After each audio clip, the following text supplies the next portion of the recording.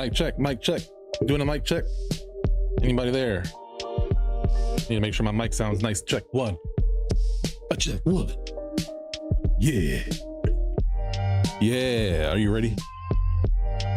You ready? You ready? You ready, huh?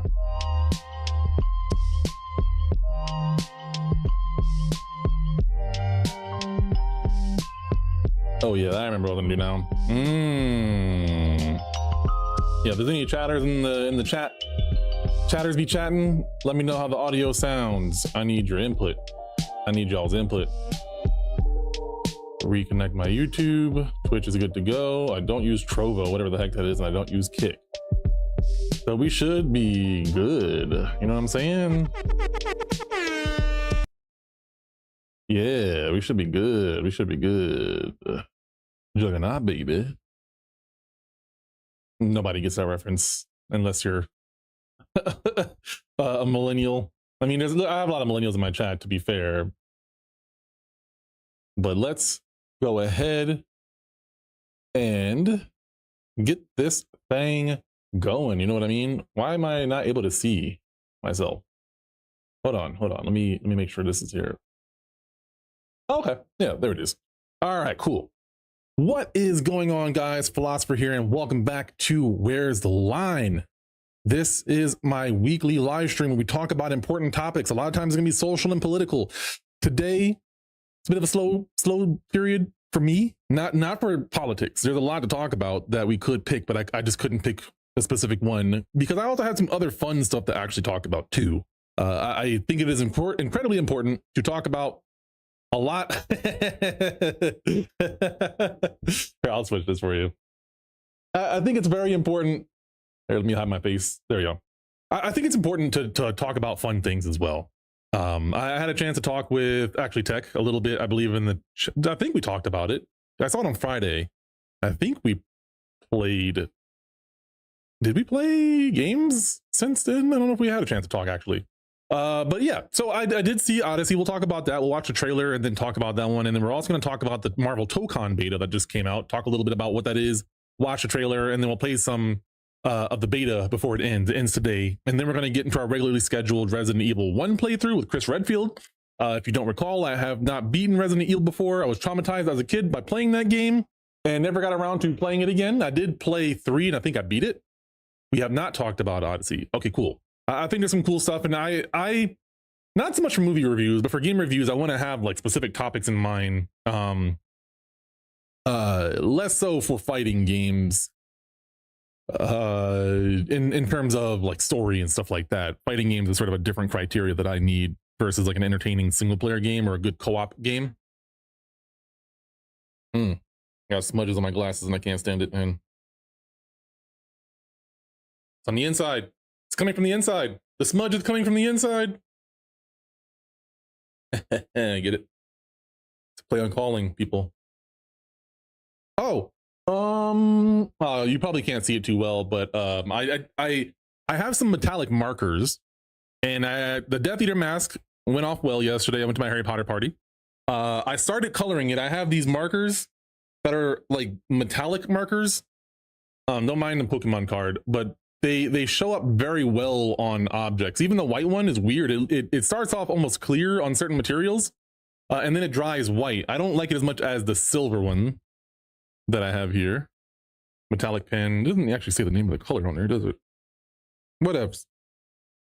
But it's turning out pretty cool. I definitely want to reprint that mask, but this one isn't my experiment mask, and people thought it was cool at the party yesterday. But yeah, anyway, we're going to talk about some body wants to. Sorry, we're going to talk about Odyssey in just a second here. I got to find where the heck I just put my glasses cleaner. I lost it in 2 seconds. Is this it? I got it back with this one just to kind of keep myself organized, and I keep it up here so I only use it for my glasses. I have other things for other devices and whatnot, so I got to try to keep it separated. Okay, so I have some trailers pulled up here. We're gonna watch the Odyssey trailer first and then talk about it. Spoilers for anyone who has not seen it. If you're hopping in here, we're gonna be talking about the Odyssey. It's like over 2,000 years old, right? I think it's more than 2,000 years old, if I'm not I'm not mistaken. Let's go ahead and look at the original story of the Odyssey written by Homer, who you may or may not know. Homer, we don't know for sure who Homer was. It seemed like it was more of a title, almost like Yoshimitsu from Tekken and Soul Calibur, if you get that reference. But anyway, I could be wrong. I'm going to look at the date real fast just to see. Okay, yeah, it's well. We don't know the exact year, it seems. It says 8th or 7th century BC. So that would be 800 or 700 BC? Am I understanding that right? The way that I've never seen it written like that, the century in BC. I've always seen it as like 2000 BC or something like that. 2000 years before Christ or whatever, before conception. I don't remember. Like it's before Christ, and then it's like after death, AD, or I forget what it actually stands for. But either way, composed nearly 2,700 years ago. So it is over 2,000 years, but not. Yeah. So 700 BC, 700, 800 BC is when it was written. So this movie is older than Jesus, okay? Or the story is older than Jesus. The movie is older than Jesus. Holy crap. Anyway, though, we're going to go ahead. We're going to take a look at this trailer. I got it pulled up for you guys. We'll watch it together. We'll come back and we'll talk about the trailer and we'll talk about the movie.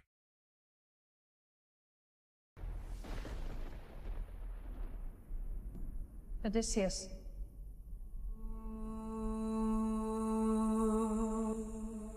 Don't you remember? It'll be interesting rewatching this now that I've seen the story. Thunder. Fire. Death. I remember. A wife. A son. I need to see the age gap between Anne Hathaway and Matt Damon. There's no way they're anywhere near the same age. Not that the movie implied either way. Christopher Nolan Ithaca's a kingdom waiting for a king. My dad is coming home. Robert Pattinson plays a good asshole. You didn't even know. Like some sniveling bastard. What'd you say? King is coming back. Bringing vengeance.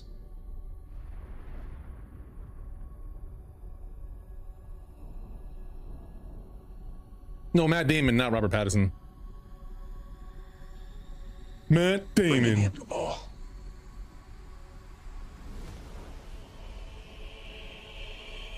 I could take the throne. They're not giving up power to you or Odysseus. Do you think life goes back to the way it was? She sounds so young. Like her voice has like a very, was it like a high pitched tenor? You'd have to kill him, like you will.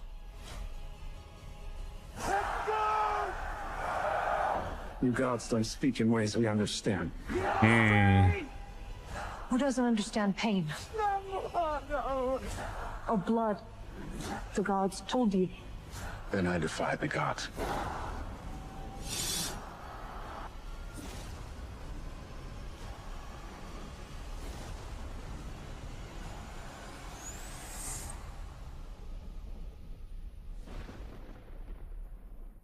In theaters now. Yeah. So that was a trailer for The Odyssey 2026, just came out. And look, I'm not one that likes to build a lot of anticipation for stuff. I'm going to break down why I feel the way that I feel, but I'm going to tell you straight up why I feel the way I feel, or what I feel first. And then we'll get into the why and the what and the how and the where and the when. Shut up, Adam. No one asked you anything, Adam Mockler, respectfully. Ah, shoot. Actually, I want to keep that trailer up just in case I want to reference something from the video. So I'm going to pull that trailer back up and we're going to talk about this now.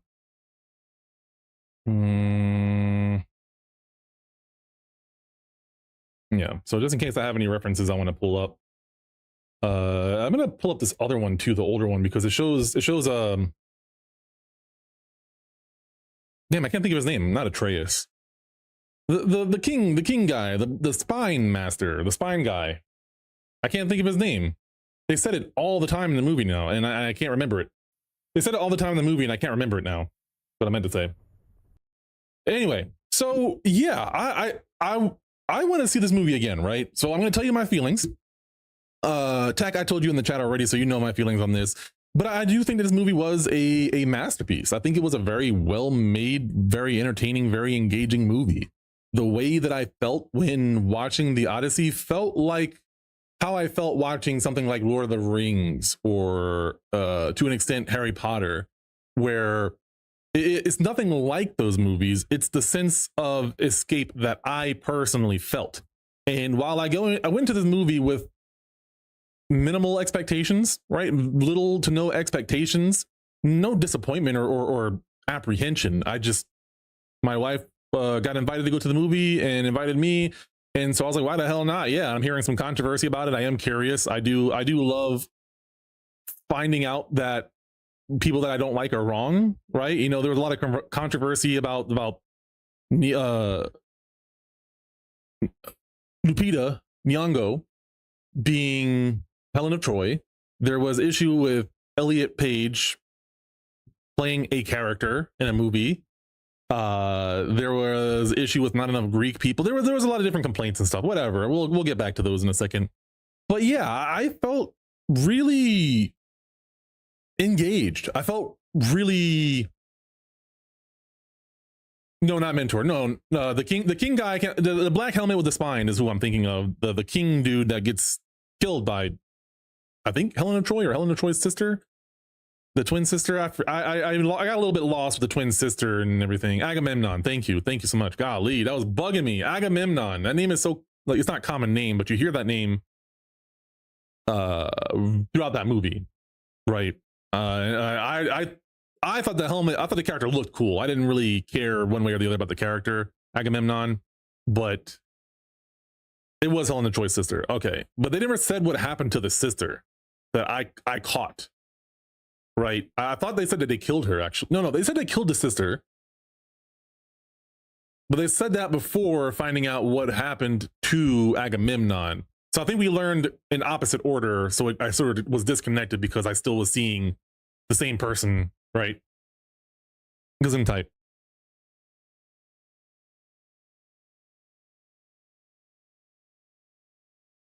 Okay. I'm like, what? Yeah. So I like to pay attention to how I feel when I watch a movie. I also believe I know that people's opinions can change or evolve. I do think there is something about the theater experience that makes people want to. Well, maybe I'll say me. I'll speak for me. I am more inclined to want to enjoy myself if I'm going out to a movie and I'm spending money. So I'm not incentivized to want to be upset. Right. I just never understood the logic of expecting to be upset or being mad at shit and then going to go see it. Right. I'll watch movies out of novelty if they're really, really bad, like The Room or Samurai Cop or something like that. Right.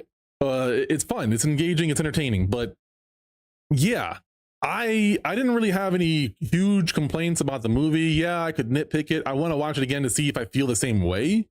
I think that I would. I also would think it might run on long the second time around because I'm knowing what's coming up. But there's a lot to look at and appreciate because it's not the story, right? We know the story. They took liberties, sure, but it was the whole package. It was the acting. It was you have to help me with the terminology here, but the scenery, right? The camera angles, the tension, the music, sound design, like the engineering. I don't know if set pieces comes into play. I don't know if that's the right terminology, but just like when I say environment, I mean what we're looking at, the sky, the trees, the water, all that stuff, the boats, all that stuff, right? I think that it was a very, I don't want to keep saying engaging. There's another word that I'm looking for, immersive. It was a very immersive experience for me, right? And I don't go looking for that. It just happens when it happens. And so Lord of the Rings was the first movie that came to mind for me. I haven't watched that movie in like probably 10 plus years. Ooh. Shit. 2005. 2006 is the last time I watched that. Oh God. Don't do the math. Don't do the math on the last time I've seen Lord of the Rings, all right? Anyway, my point though is that I felt that same, like with Lord of the Rings, for me, the movies, I wanted to be like Legolas, right? I wanted to be in those movies on that journey with them. Now with the Odyssey, not this, as an adult that understands and gets death a lot more, I don't think I have that same desire. And I also think that this world, it comes off a lot more horrible than the circumstances of Lord of the Rings, although they're not great in that either, right? I'm just expressing that something that I felt 20 years ago, I felt again, which I haven't really felt with too many IPs outside of something like Harry Potter, right? Or Avatar, the Blue People Avatar. I like that. I like that series. So there's not very many movies that do that for me.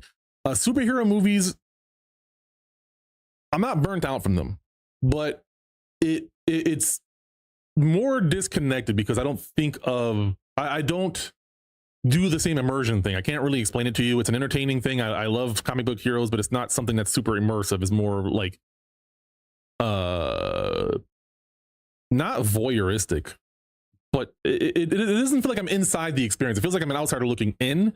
Whereas Odysseus and things like Lord of the Rings, I don't know if it's the camera angles or what it is, but they make you feel like you're in it. And without knowing all the technical terminology or specifically what they're doing, I can go off of my feeling, right? I've watched tons of videos and breakdowns, and so I've heard the terminology. I understand the concepts, but I don't remember any of them off the top of my head right now and the relevance to the movie. But yeah, I thought that I'm trying to think. My wife and I both said this, and then our friend said this too, that the pacing, the movie's 3 hours long, right? It doesn't necessarily feel like 3 hours long. I think for me, it did feel like 3 hours long, but I don't think that's a good or a bad thing, right? I think I was just aware of how long the movie was because I was trying to analyze the movie and pay attention to it, and finding myself immersed. And so, yeah, I will say that overall, I highly recommend seeing the movie, right? This is what it boils down to. Do I think it's worth spending money on to see this movie? I do, right? That's what it boils down to. If you're a parent, if you're an adult, if you are on a budget and you're like, you don't want to waste money on something, you want to spend money on a good experience. I do, unless you're like easily triggered by dumb shit, like, oh, this person isn't the right race. I'm not going to act like I haven't been annoyed before when white people take the roles of other characters like that. I would be hypocritical to say that I don't also feel that way. But nobody's entitled to do anything because I feel butthurt about something, right? I did see it in IMAX. I didn't see the 70 millimeters or 170 or whatever it is. I don't have any interest in seeing it in that format. I know a lot of people are interested in that, and that's cool. They have that availability. I just want the widescreen format personally. I don't know if it's letterbox or what it's called. But yeah, I saw it in IMAX, although it wasn't like full surround IMAX, unfortunately, and it wasn't like 3D or anything, which that's fine. I'm okay with that. Part of the incredible pacing is the writing. Part of it is the editing. Editing was really great. I saw it in 30 millimeters or 70 millimeter. Yeah. So that's the one that's not the widescreen, right? Correct me if I'm wrong. Because I have a follow-up question if that's the case that me and my wife were talking about. Because, yeah, I'm curious. But to go on, to get into some specifics. Yeah, but why are people excited about it? Is my ultimate question. Like, what's the big deal about it? Because it looks like a less wider screen version. Yeah. Again, though, what's the big deal? Like, I don't understand why I should care. Right. I'm not trying to sound like an asshole. I literally am ignorant to why that matters. If it looks and plays like a movie, good. Is it like lo-fi where it's filmed as a little bit of a lower fidelity so it feels more authentic or something? Like what's the big deal? And so, yeah, I want to get into some of the controversy that people were talking about. And I haven't talked about this too much in person. My wife has. My wife, almost every time I've talked about the movie, my wife has been around with me too. And I tend to be the more positive one, and she tends to be the one that complains. I complain on camera sometimes about politics and things of that nature. So typically, to a small group of some of my friends that I'm close with or trust, and then when idiots make me annoyed randomly about dumb shit. But typically, if I'm at a party, I try not to bitch too much about stuff on principle. But I remember my wife like really talking about, I thought I brought it up to her, so I don't know if she heard it later on, but there was a lot of people who were mad about Elliot Page being in the movie and comparing him to Brad Pitt for some reason from a different IP altogether. I'm calling the Odyssey an IP, essentially. It's a very, very old IP, one of the oldest IPs to exist. I should say either Homer's IP or Odysseus, because there's also the Iliad, right? Which I always thought the Iliad was the Odyssey, and I think I always mix them up because I know the story before he has a kid.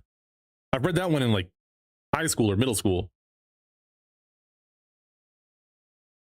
I'm assuming you're going to type out a longer, detailed response. So I'll continue on.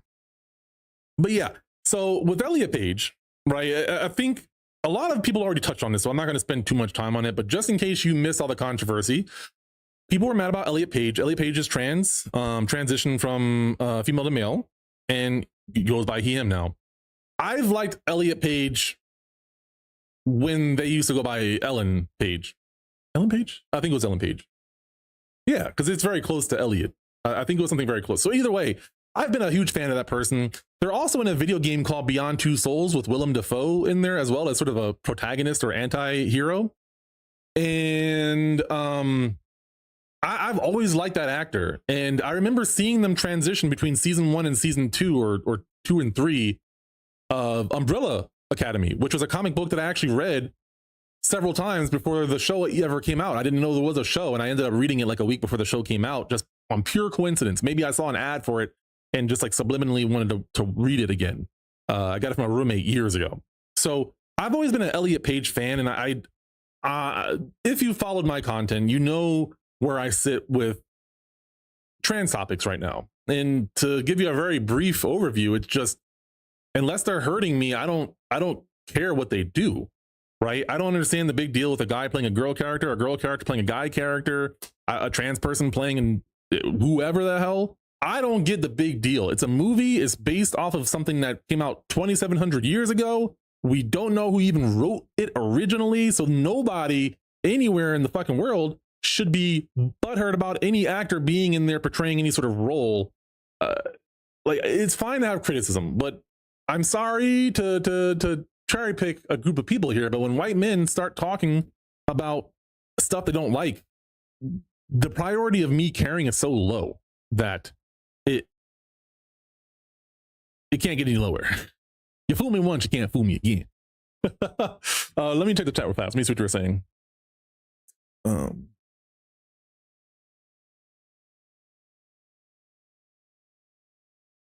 Because this is okay. So you said it's very rare and time consuming and difficult to make. It's only showing in, yeah, I heard that it's only showing in about 40 theaters worldwide, the 70mm version. It takes specialized equipment and training, very careful handling. That is a tactically, that there is a utility to the image, tactility to the image, but it's more about the physical tradition of cinema. Okay, so it's a tradition. While sort of why people still listen to vinyl. Okay, so it was along the lines of what I was thinking. It's more of a love of the game and vibes versus this is better or anything like that. And so again, I find myself in the same feeling regarding that. What's significant is that the whole entire film was shot on physical film, not digital.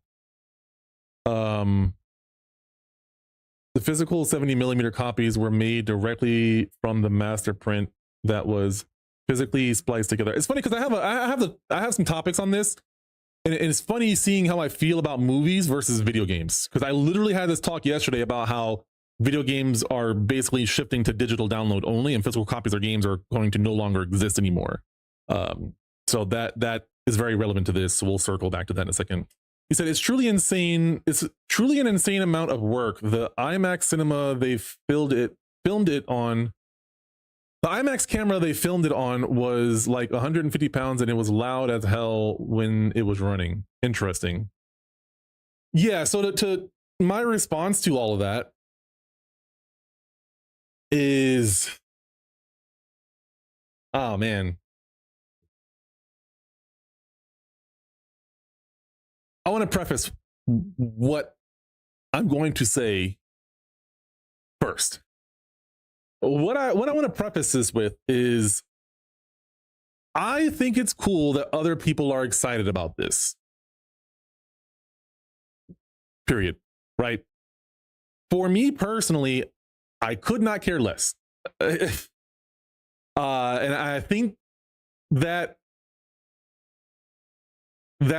tells me how much I do or do not care about the medium of movies versus video games, because I feel very different about video games versus like I'm not that attached to movies in that sense to where I care about how it's shot on a camera, like what kind of camera it's shot on. Because like in my head, it's not even that I don't care. It's also like I can respect someone wanting to stick to tradition. So like I totally can relate to that and respect that and think that's cool.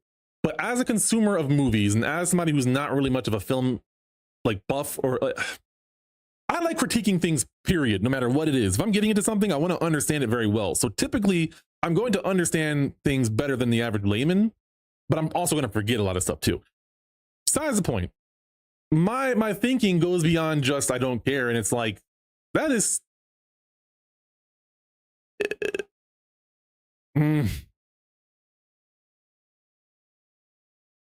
trying to think how to word it, because I'm observing my feelings because I haven't really put much thought of it until you like, because I had questions and you're the first person that's ever actually like been able to share their thoughts on it outside of like, you know, YouTube or something like that. And I haven't gone pursuing it too hard. I remember my wife and I asking like, what's the big deal? And I had to Google it for them because I was explaining that 70 millimeter you know, is a different size. Like a lot of the stuff that you explained I knew, and I just wanted to make sure that I knew, like, you know, what I looked up was accurate. But I had heard it from videos and I looked it up again after watching the movie. But yeah, so long story short, I think that's cool. And it's like when a fighting game character or a DLC character comes out for a game, it's like, I don't give a damn, but I'm happy you're happy, right? That's sort of where it's at. And then also as an observation, I'm like, you're just creating more work for yourself, right? That's sort of how I feel about it. But at the same time, so what if he enjoyed it? I mean, well, there's nothing more to say, right? So I think that's cool, and I appreciate that insight. That's fair. We all like different things. You can compare the type of camera to the game engine that a game runs on. It determines the physical and aesthetic limitations of the final product. Yeah, and maybe in the future I might be more interested in that, or I might have a different mindset on that in the future. Because I have a respect for Christopher Nolan and what he does. I haven't seen all of his movies. Like I haven't seen Oppenheimer yet. And part of the reason why I haven't seen that movie is because my dad for most of my life has worked in nuclear energy. And I've known as a kid more about nuclear energy and how it works. Because I remember seeing my dad study for the tests and getting licenses and certifications in order to do this and clearances. So I've been around nuclear energy, and I know I fucking hate when people tell me that nuclear energy is incredibly safe.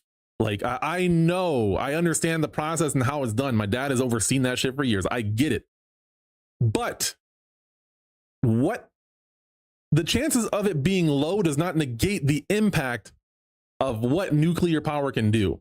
So not to get up too far on a tangent, but I get annoyed when I've heard this, and I usually try to just stay respectful because people don't know my background, and it's not necessarily fully logical. But when you say that the chances of something happening are low, but also the impact of if it does happen, the impact isn't going to be low. So I digress. I haven't seen all of his movies, and I don't know if I'll ever see Oppenheimer per se, because it just nuclear energy kind of freaks me out a little bit. Like nuclear interaction freaks me out. Okay. So anyways, I did watch Chernobyl, right? And then that's part of the reason why I don't need to watch any more stuff. I don't know. I know the story of how the atom bomb was made. I don't need a movie to watch it, right? But it's cool. It's cool, right? It kind of falls in the same category. If it's not for me. And this is another aside that I think is worth mentioning. I'm going to plug my phone in too. It's dying. I wish that more people, when they consume content or buy things, whatever, they learn how to say, this was not for me. right? You just say it's not for me, and then what you do is you wipe your hands. You're done. You're done. That's it. But instead, we have people who have to like express that like they think that they have a right to tell people how to make their movie and blah blah blah blah blah and all these opinions about movies they haven't even seen yet. So it's like I wish more people would just learn how to just say it's not for me and then just leave it and stop making drama off of shit. Oh, let me see. I'm gonna move my chat over here so I don't have to have you guys look at the back of my head constantly. Oppenheimer handles the large cast and timeless in a similar way as the Odyssey. Yeah, I've seen a lot around the making of the Odyssey or around Oppenheimer. I do find it interesting. I just don't want to sit down for a really long movie, and it's not in theaters anymore. And that probably would have been the one time that I would have wanted to see it, if that makes sense.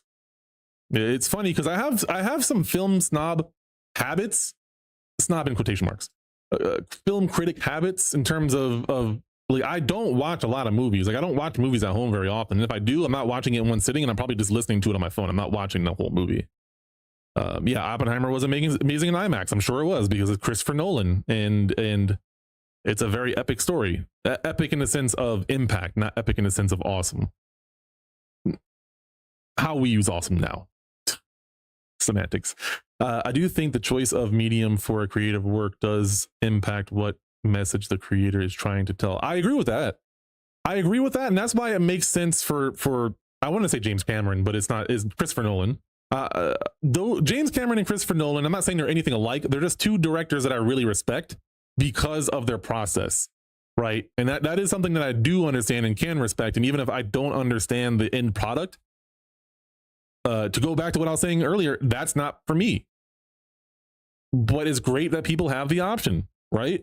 And that's cool. I do think the choice of me. Oh, did I miss something? Okay, no, I read that. In IMAX versus a regular theater, if it ever reruns, I'm definitely going to see it again. All right, well, let me know. The sound design hits so much harder. I don't really follow movies coming out in theaters. Tokon ran great. I'm gonna play it a little bit more after I'm done talking before I get into Resident Evil. What's up, Q? Is that a Frosty Faustings icon? What is that? Bits charity? That's probably not Frosty Faustings. I'm crazy. But yeah, we're talking about the Odyssey right now.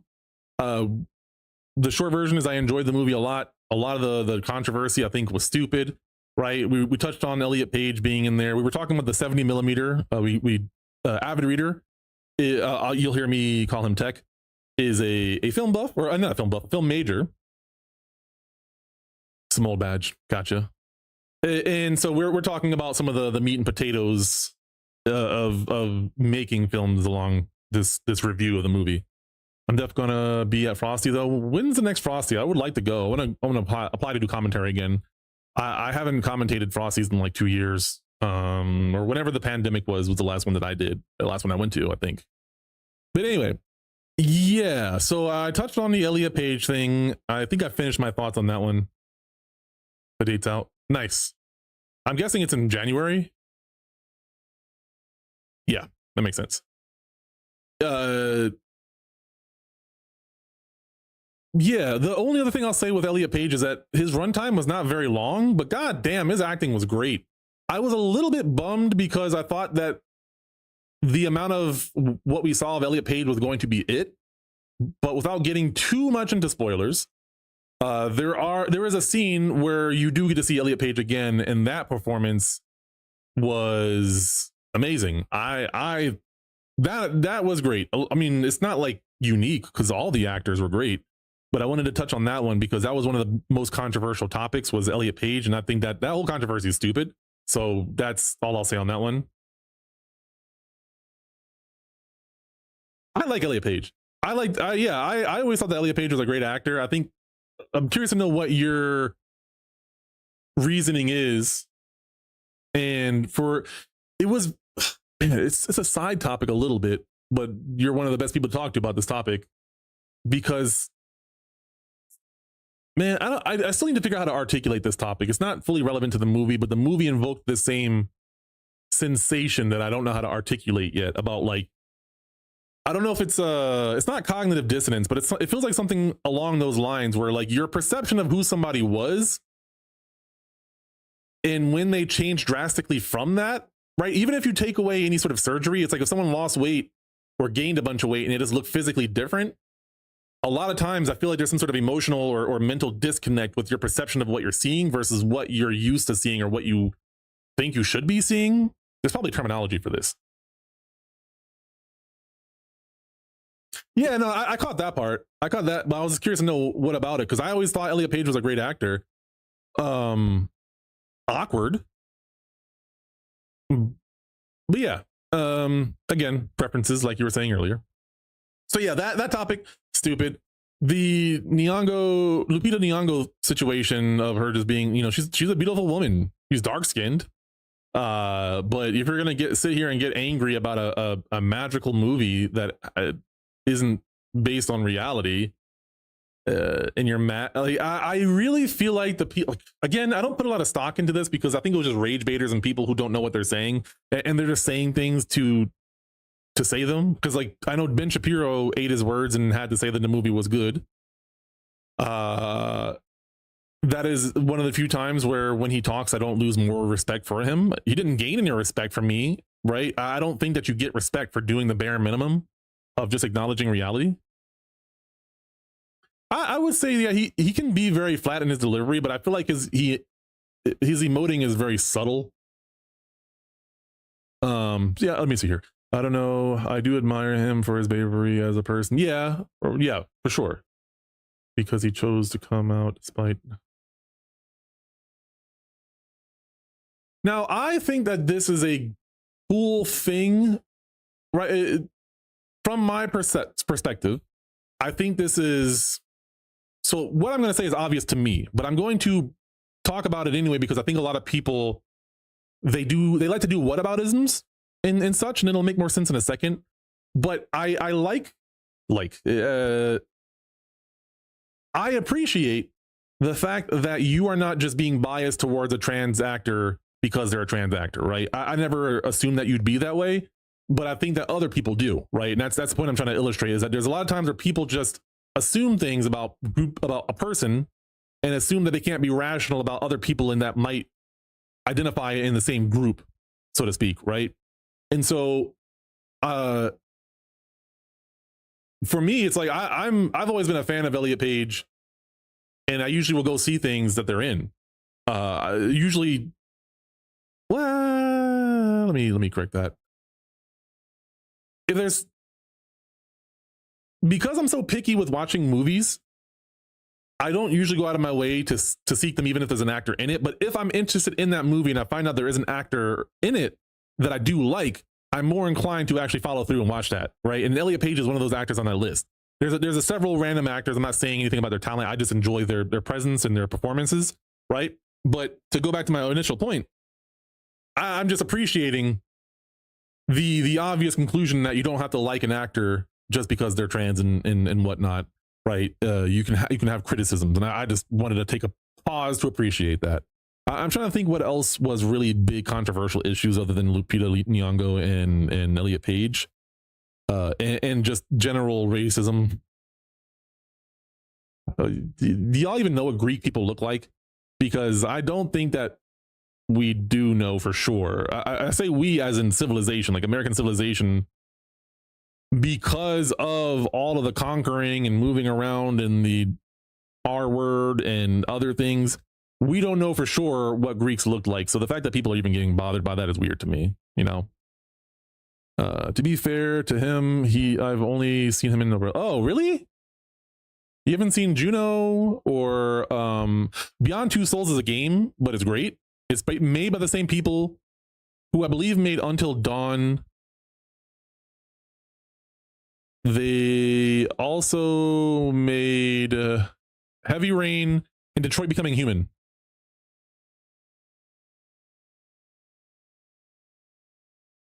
So yes, I think there is a fair criticism to have people of Greek origin in the movie.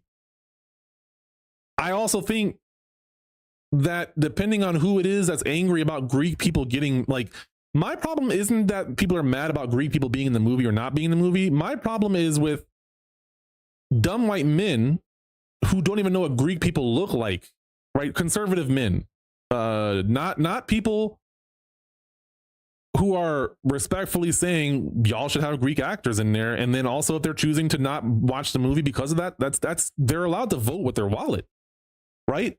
So that is a very valid criticism. I personally, across the board, I think the criticism is somewhat nonsensical. Somewhat. I think the anger is nonsensical. The sentiment is valid, right? And so if there's people who are from Greece or of Greek descent, those people, I think, are the only people who deserve to say anything like that and be bothered or have an opinion. If you're not Greek, if you don't study Greek culture, if you don't have a degree in Greek history or some shit, shut the hell up, right? Like, that's how I feel about it, because you're just virtue signaling for the sake of virtue signaling, or you're rage baiting for the sake of rage baiting. Because it seems like conservatives don't like the virtue signal, they like the rage bait. They rage bait by virtue signal, whatever. You get it. So I just think that the dialogue around some of it, I've avoided. So I can't say for certain how that dialogue is, but some of it bled through because of the content creators that I follow, and I still hear about it. And I think the whole entire situation was stupid.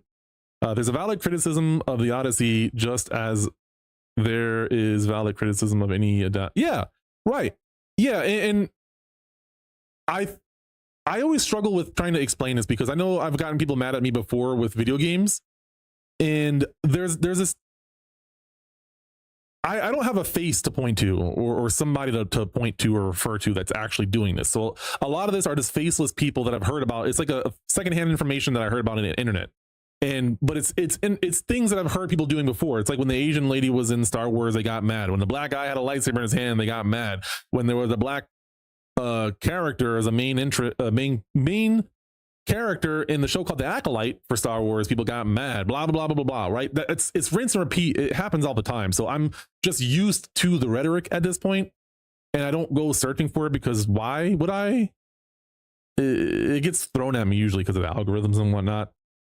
But to use another example, I remember I learned from somebody else that somebody got mad at me because we were talking about, I think, Hogwarts Legacy or something, and I don't remember what it was, so don't quote me on this part. But basically, they were saying like this game should have more like women or people of color. I can't remember, like gay people, because I think they were like, it was a very awkward conversation, because I remember feeling very judged because I was a cis man, and everybody in there was like some sort of like LGBT. And I remember one person in particular like groaning at me when I said that I was straight and the guy, and I was like, I don't sound black, so that shouldn't change anything in my opinion. But I don't know if they were assuming I was a white guy or something. But either way, somebody else had hopped in and they were talking about stuff, and we both kind of felt the same about a lot of things. We felt the same about a lot of stuff. And then, yeah, so that's how I feel about it, right? I mean, I just came from a Harry Potter party, but most of the people at that party are like, fuck J.K. Rowling. So it's kind of crazy that every year I go to a party where we dress up and eat a bunch of food and celebrate Harry Potter, but most of us are like, fuck that bitch, right? But anyway, I feel very strongly about every single human being is entitled to be able to criticize whatever the hell they want within reason. However, I have issue when people start using specific terminology, like when they or tone or a inference of something. And this individual, who I don't remember who they were, but they were saying something as if like, I'm the authority and this game should have this thing, right? And when people speak in very specific terminology, basically when people start sounding entitled to things they are not entitled to, I take issue with it. And game development is something very specific that I don't usually tolerate anymore, because I spent so many years tolerating it from one of my bosses and other people, where I don't correct them for confusing opinions with facts or objective information. And so when this person was like, this game should have these things, I'm like, I very respectfully, like I went out of my way to be respectful about this because I wasn't trying to start any shit. But I ended the conversation with like, anyone who says these sort of things should just go make their own damn game. Because I think that criticism is valid, but unless you had a hand in creating that IP or that game, I don't think you are entitled to demand or say that somebody should do something. It is fine to want something. It is fine to have a criticism that you would have preferred it or liked it more or think that this is the correct way to do something. That's fine. But when people start sounding entitled as to like, oh, because I'm the consumer, I dictate how you should make a game. And if I'm not, then I'm going to be an asshole about it. I just take issue with that. I don't have a tolerance for it in my, I'm almost 40 now. I'm 39. I don't have tolerance for people sitting here and talking to me and confusing objectivity with subjectivity. I love criticizing and talking about things, but I'm not going to argue with people about something subjective. And I'm not going to let somebody tell me that somebody else should or should not do something with their own IPs. Now, I've boycotted companies. Like I don't buy SNK games. There's a lot of companies that I just don't have any respect for, or people or individuals that I don't have any respect for. Like I used to love Kanye West. I don't even listen to his music anymore. I used to listen to his shit on repeat all the time. So I do vote with my wallet. I do speak with my wallet, and I don't buy shit that I don't mess with. Right? I choose those consciously, usually. But yeah. So I just really wanted to hammer that home because when I have these, not with you, right? No one in the chat did this at all. So not implying anything that anyone said. It reminded me of this topic, and I feel like it's worth it because this sort of thing keeps happening. And right now, it's a lot of conservatives being very anti-woke. Like they're just trying to anti-woke ride the algorithm and bait MAGA people into watching it, or bait liberals into rage watching, hate watching, or whatever it's called, these videos. So I don't put a lot of stock in the authenticity of people criticizing movies like this when they start talking about race and shit. I think they're either just very blatantly racist or they're just trying to flip farms and views and shit. But when I talk to people in person, I'm just like, like me, you've heard me and DJ and Chef and such talk about stuff. So it's not like I can't also feel very strongly, have banter with my friends. I trust them. I know that like we'll be friends at the end of the day, so I can cuss at them and say things to them. And even still, it's probably more tame than you're in your 20s. You were in college for several years. I'm sure you probably have heard a lot of horrible conversations that I heard around your age, right? So like it's not like I assume, especially based off of like some of the games and movies you recommended, you've seen and heard and talked about some disturbing stuff, right? It's just kind of part of being a early, teenager / early 20s. You get into all the controversial shit that you never were able to get into, and the more religious you are, the more likely you are to lean into that kind of stuff. And if it's interesting to you, then it sticks like glue, right? Because a lot of people, for whatever reason, they are, their parents deny them access to things, and as I'm explaining this, I'm kind of remembering some of your conversations, and it sounds like you tell me where I'm wrong. But anyway, to get back to the point though, I think I've expressed it pretty well. So just to recap, because I took some candy earlier. It's activating now, and I see myself forgetting stuff. So I don't really have too much to say other than repeating myself at this point on the movie. But I say, if you have not seen the movie, just go see it. If you like fantasy, if you're not like someone who cares about hyper realistic stuff, if you like film or movies, there's a lot to appreciate, right? And that's what it boils down to. Is like I want to make sure, like, when I talk about something, especially reviewing games, right? Because you have to think, I worked at GameStop for 6 years and I took that shit serious. If I'm giving you a recommendation, I'm saying this is worth spending your money on. And when I say it's worth spending your money on, I don't take that lightly. And I take that very seriously, because I take money very seriously. It's something that's very important for a lot of people. So I try very hard when I recommend something, understand that I am also taking into account if I'm going, if I say go to see buy the game or to go to a theater, if it's not free, assuming it's not free, I'm trying to be respectful of your dime, so to speak. And this is one of those movies I feel like in multiple ways it is worth watching. And Tech, again, you tell me. Free if you're sneaking. You know what? Perfect. Oh wait, one more. Okay, now I'm done.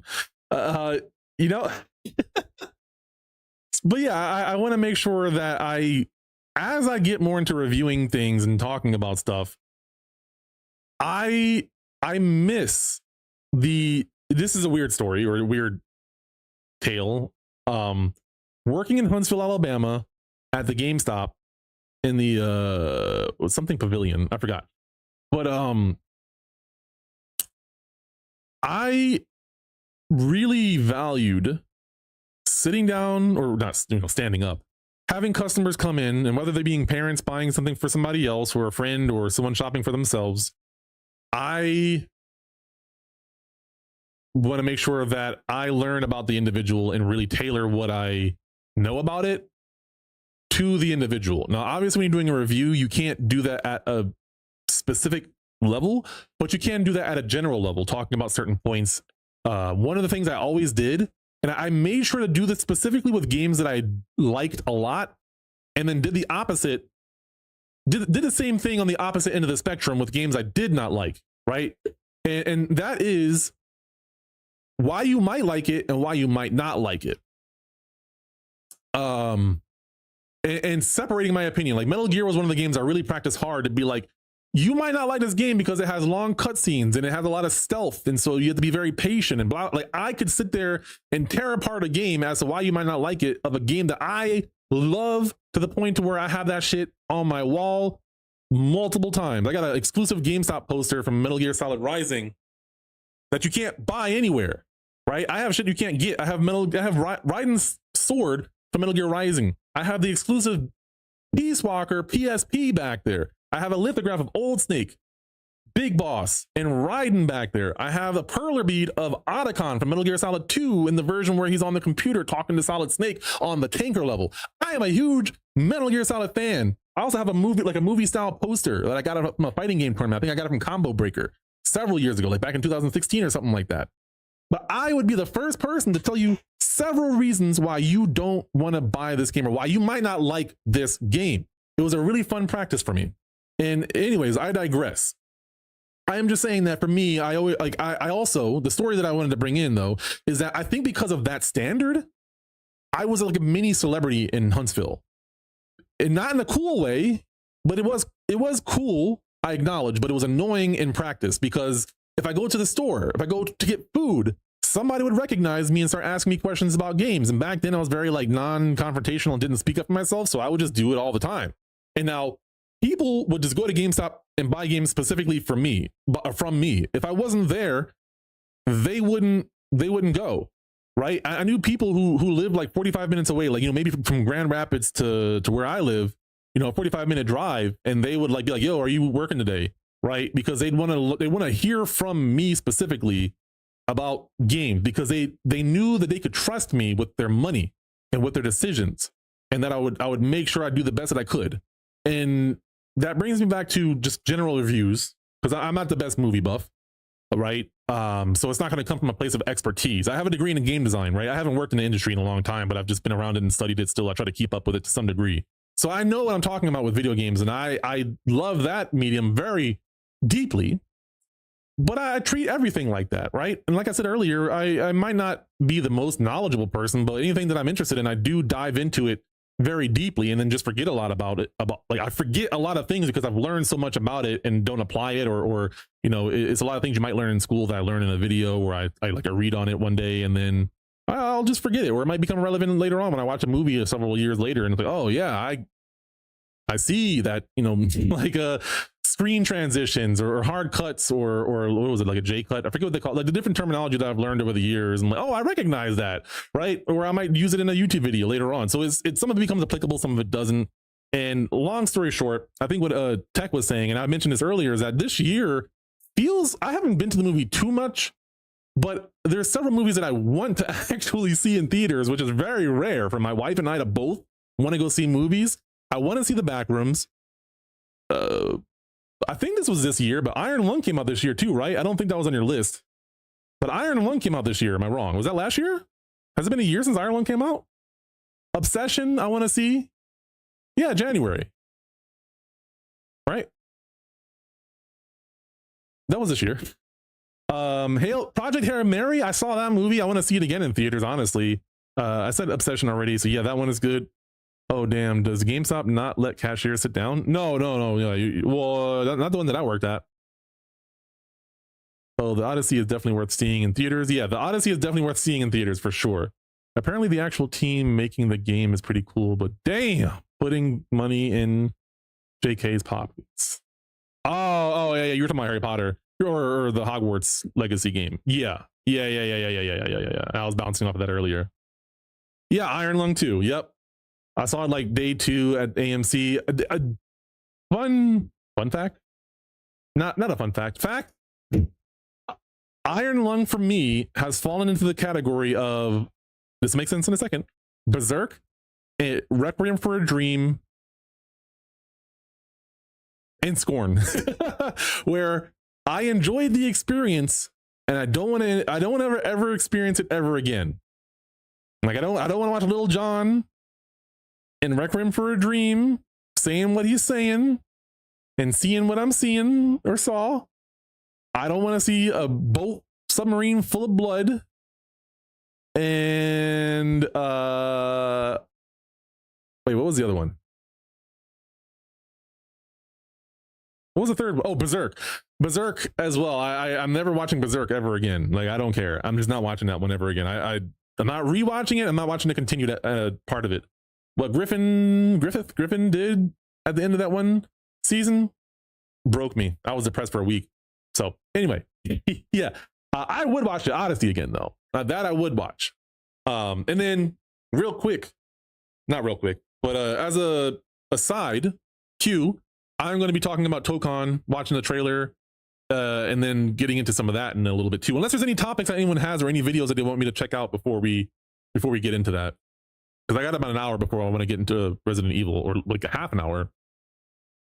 I think the reasons so many good ones are coming out now is a combination of coincidence and the creative fruition of everyone's free time during lockdown.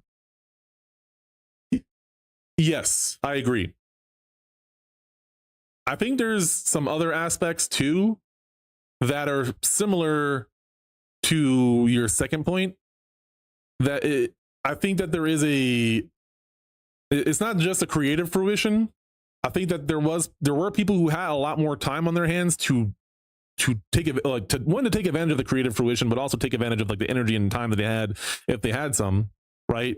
Or planning or networking and things like that. Like not a lot of doing, but a lot of planning perhaps. But then also once everything lifted, it is going to take a while for things to even out, because a lot of movies were shot before the pandemic, but then marketed during the pandemic and flopped or didn't do well. And some were shot during the pandemic and then marketed during or shortly after the pandemic, or it came out during the pandemic.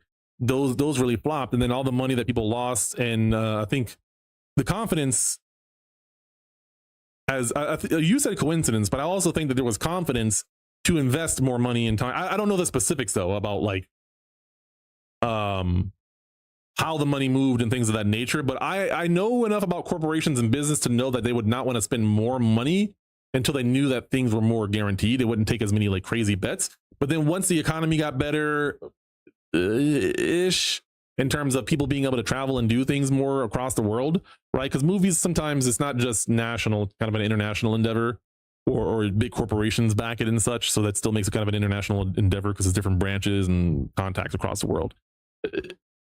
And so with movies, it's been several years since lockdown. I think we're going to have more years where there's good movies coming out. Right. I don't think it's going to be a constant thing. I think we will have like certain kinds of burnout. There will be a lack of creativity. we saw that before the pandemic and after the pandemic, where there's like Disney remakes galore that just had no heart and soul in them. Other IPs that were getting remade, or just like, you know, even some of the Marvel movies and stuff, they just were not as good as they used to be. So yeah, I agree with what you're saying, and I think there's some extra stuff too. Curry Barker.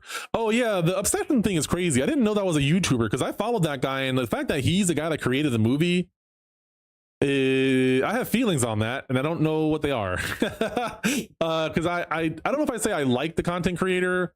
I don't dislike the content creators. I find myself watching their skits though, and their stuff is hilarious. And it's funny, I think I like the other guy a little bit more, because he tends to be the more rational one, and the creator tends to be the more crazy, like weird person, like almost like unaware of how crazy he's actually being. So I enjoy their skits, but like he always gives me an uneasy feeling, like there's something wrong with him.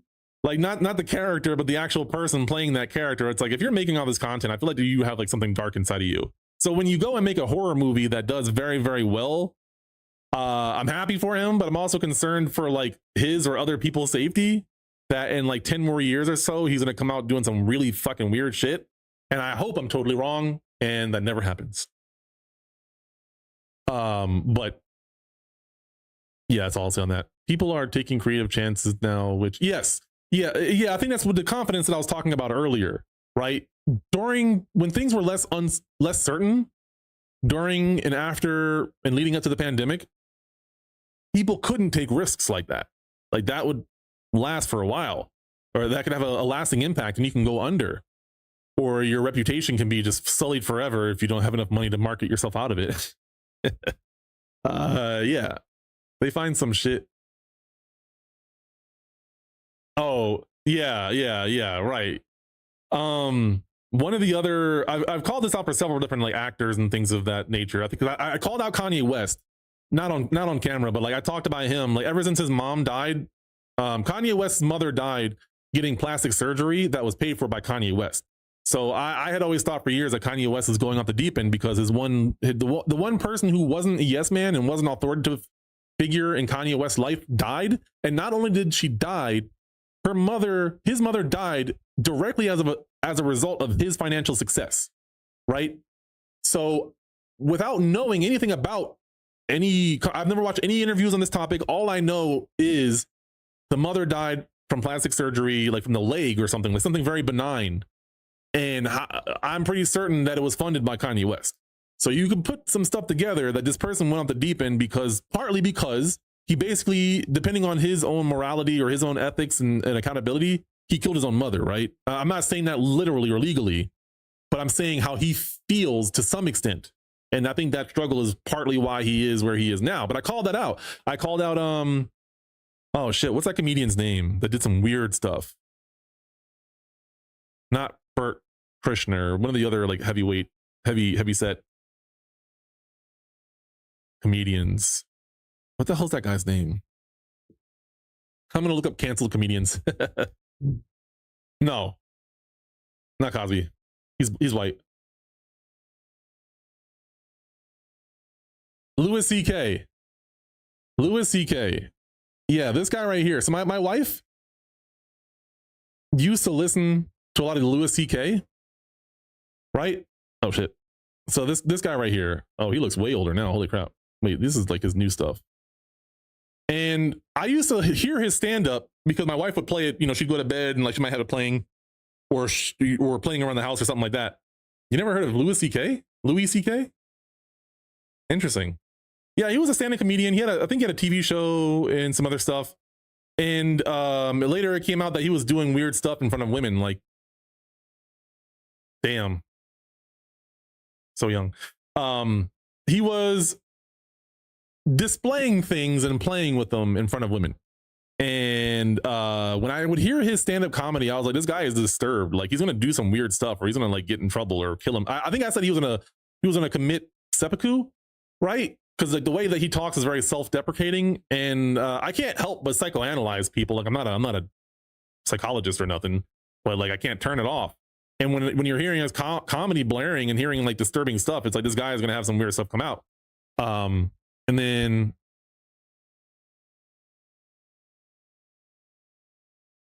I'll look it up for you. Maybe I won't look it up for you because I don't know if I want to read the details on screen, but some stuff happened to him. Okay. Some stuff happened. See, he did some things that he got in trouble for. I don't know if he ever got like legal punishment. He got canceled for a while. Canceled. But I digress. Yeah. That's a story. That's a thing. Anyway, we're gonna go ahead and we're gonna pull up this thing right here because you guys need to know about this as well. Oh, there it is. Okay, so Marvel Tokon is a fighting game being made by Arc System Works. Arc System Works made Guilty Gear, which is their most popular IP.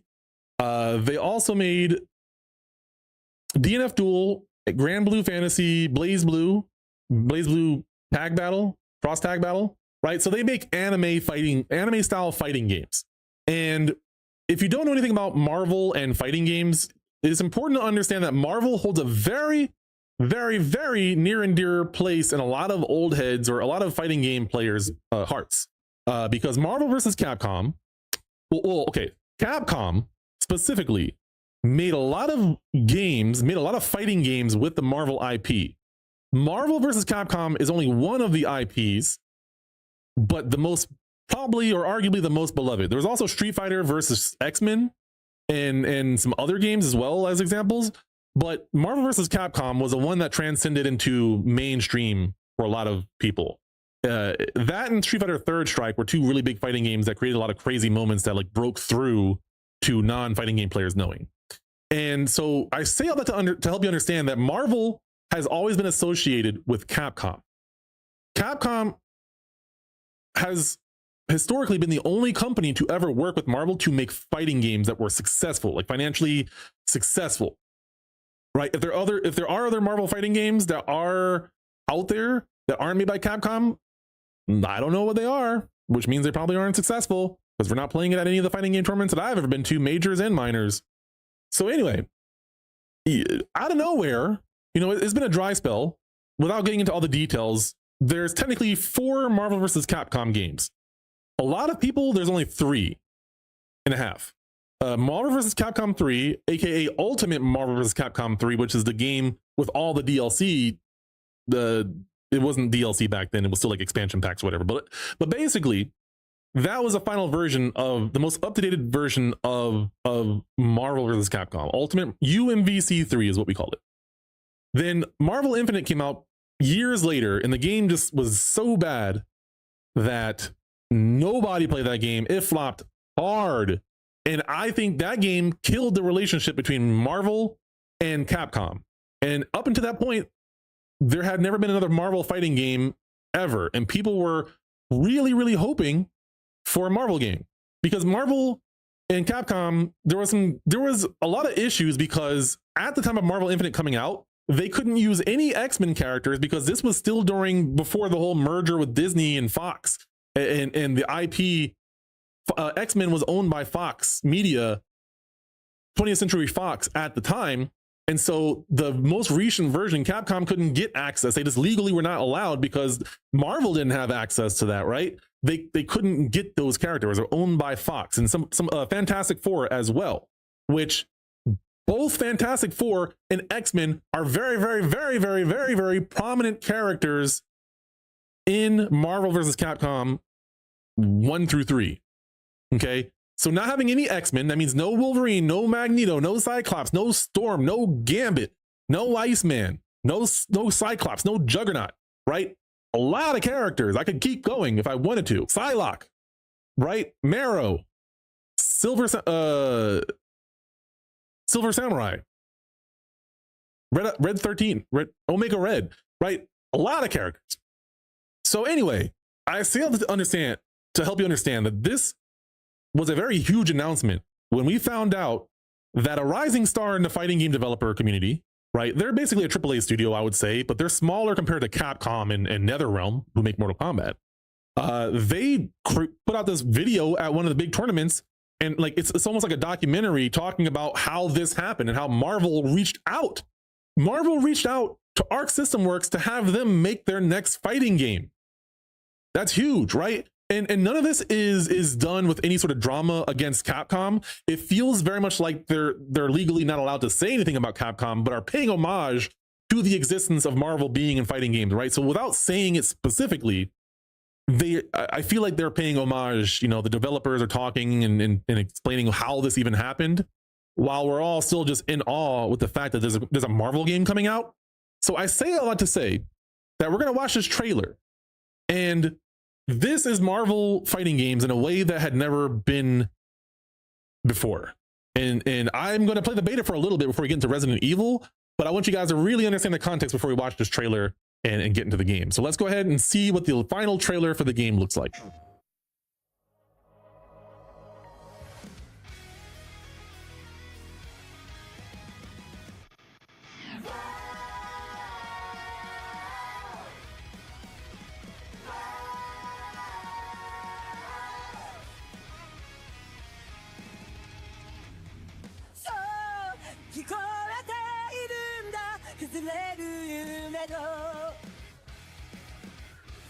Love the anime style. Anime Marvel. Her mic quality sounds weird. The mix sounds weird. Savage Land Hulk. Mecha Iron Man.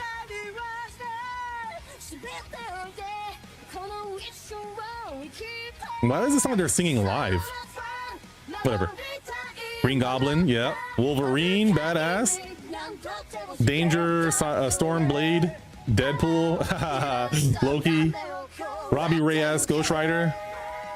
I don't know who the hell that is. I mean, that's a unique villain for the game. Doctor Doom, yeah. Captain America, yep. That looks like a buff version of Hisoka from Yu Yu Hakusho.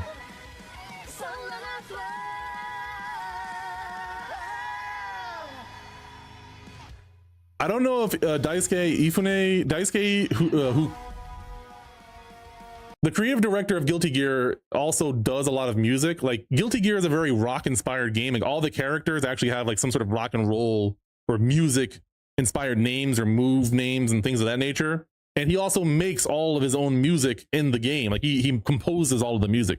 I'm not sure if he is involved in this or not, but I mean, other than it sounding like a live performance with the audio mix, it does feel very much like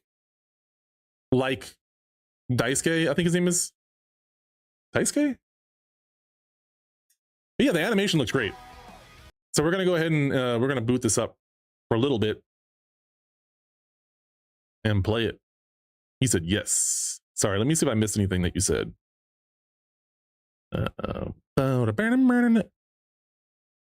Ishiwatari Daisuke. Ah, arigatou gozaimasu. Coda counts infinite doesn't, right? Coda. Children of the Atom. Yeah.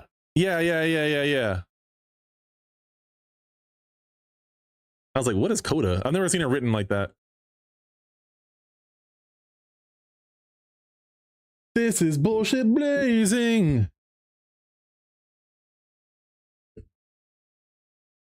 Did I already show you my controller? Oh, actually, I gotta do this. I gotta do this plug real quick. It's not an actual plug. It's actually for me. This is bullshit blazing. Still my heart is true.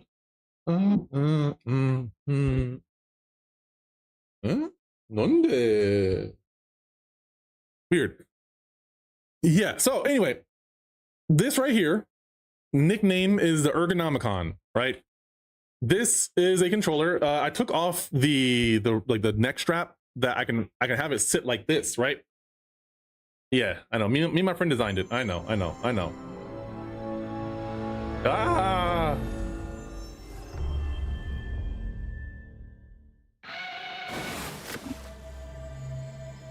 All right. So look, this thing right here, we call it the Ergonomicon right now. We're still working on the final aesthetic, but the function is all working now. So I have tennis elbow and some other injuries. I have like a pinched nerve in my neck. Yo, shut up, Mike. Escape. Quit game. So I digress. So this is our ergonomicon.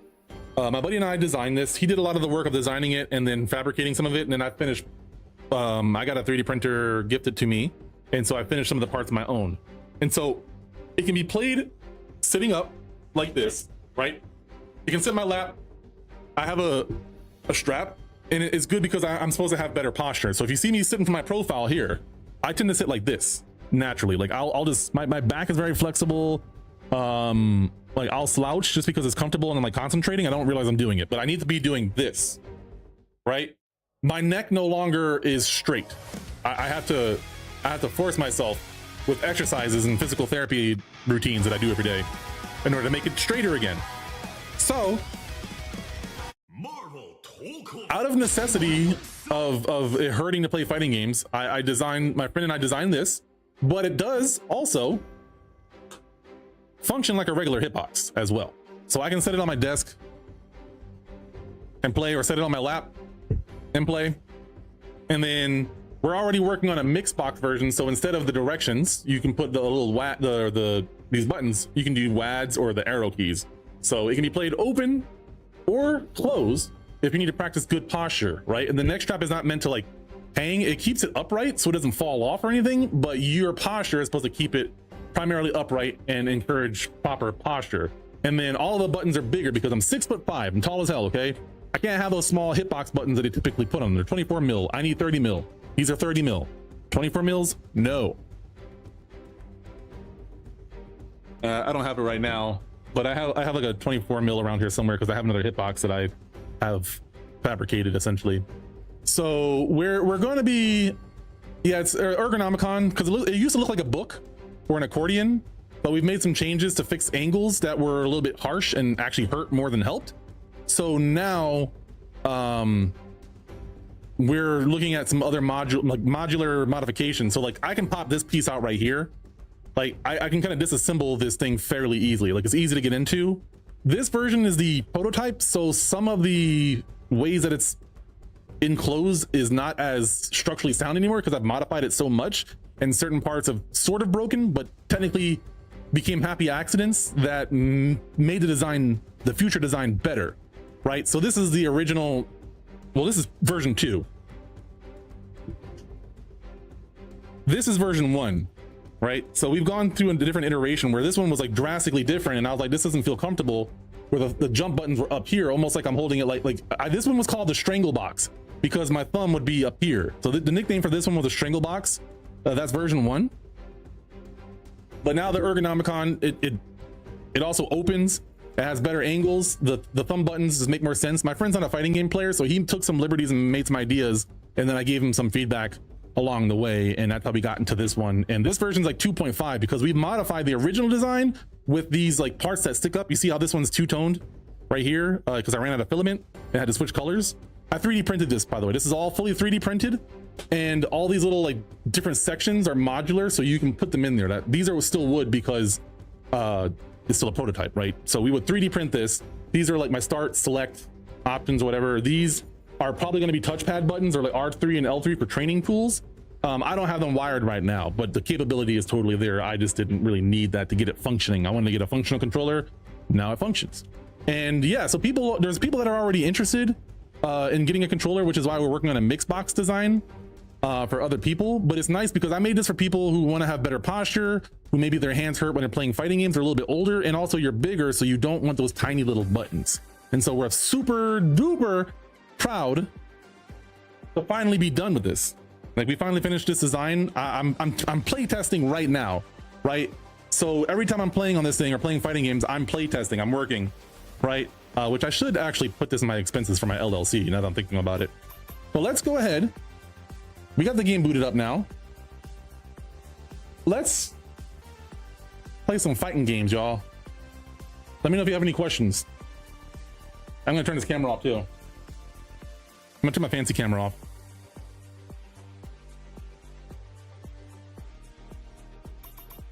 All 30 mils leverless with D44 Sunimums, 14-inch AFS. I'm not sure of those acronyms. I'm not good with acronyms. Let me pull up the chat. open sourcing a lot of ergo stuff is super hard to get your hands on. Oh, we just designed it from scratch.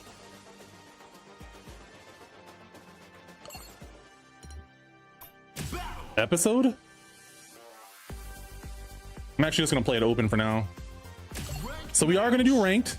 My squad is Blade is on point, Ghost Rider, Ghost Rider, Shuri, Black Panther, and Shuri is Black Panther. So Shuri Black Panther is one character, and then it's Storm, aka Aurora Monroe, baby. Right? And I don't have to play all the characters, they can just do assists and stuff, but I have to unlock them. But what's cool though is when you pick your team of 4 characters, they give you different like nicknames for your teams based off of characters. So Blade's not a point character, so I think it's always going to be Exiled or Nocturnal. Nocturnal Royalty, because 2 Sentinels of Liberty. Look at Iron Man, dude. Iron Man looks so cool. Iron Man looks so cool, dude. Like, I kind of want him on my team. But I got a funny joke for you in a second. Yeah, we're gonna put the files up on open source and have like a donation or something. But I'm also looking at potentially fabricating these for other people because it's like a $300 price line is like the average, and I think that the quality of what we're making is really sound. Like the buttons that we're using are good, like OBX blue cherries or black cherries, the buttons and stuff like Sanwas and whatnot. Yeah, so what I was gonna say, I don't think I can see it here, but every team gets like a nickname. We're Exiled Royalty, so or Nocturnal Royalty. He's a vampire, samurai vampire. But also Shuri and Storm are both royalty, because Shuri is literally like has been or is the queen of Wakanda, depending on where this takes place in the storyline. And then Aurora Monroe, for a lot of people, like lore wise, and where she's from in Africa, she's seen as a god, and she's also in many different iterations of Black Panther been married to T'Challa, Black Panther to T'Challa. So they just like make these. I don't know exactly how they do that, because I thought that my team doesn't have Wolverine in it anymore. It actually has Robbie Reyes, which brings me to my point that my nickname, instead of the Nocturnal Exiles, my name for my team is the Melanated Masters, because all of my character Robbie Reyes, he's Hispanic, so I have 3 black characters and a Hispanic guy, hence the name. It just makes me laugh. I mean, it makes me happy. All right, let's see if I can lock in here.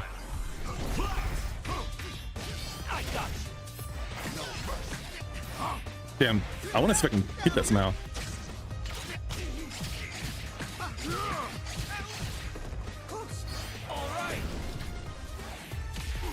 Ow!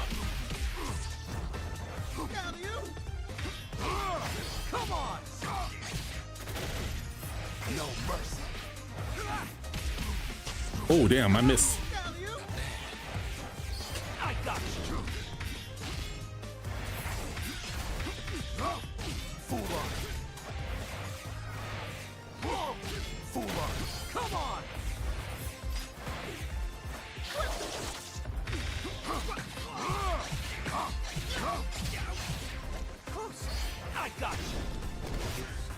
Oh, you trying to grab me, you mother? Yeah, this game is sick, dude. Ready to go. Uh-oh. There we go, fix it. Oh, actually, let me try something here. Oh, what was that? What am I doing? But why do you ask Q about the open source? Yo, this guy bonked me on the head. All right, bro. Oh, what an overhead.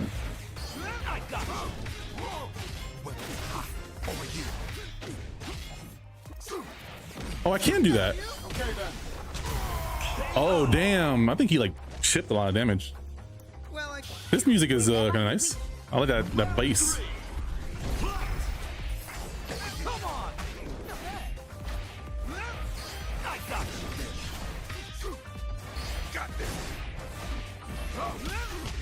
Ah.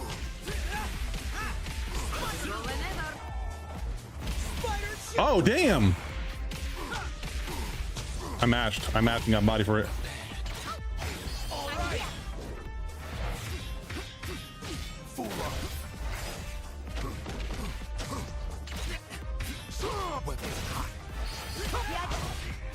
good. Close. Just let me do it. Oh! I didn't mean to swap in Ghost Rider. No biggie. Not working. That's like the third time that's happened. Damn. This music is nice though.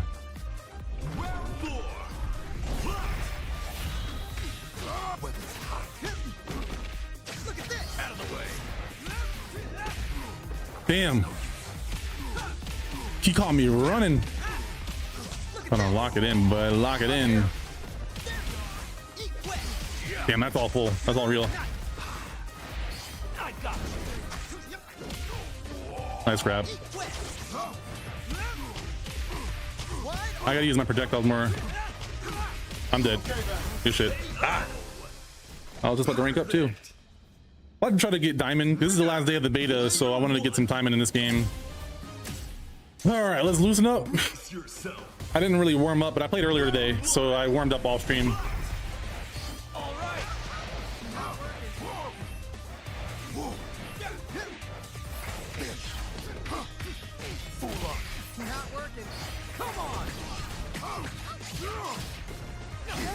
Oh shit.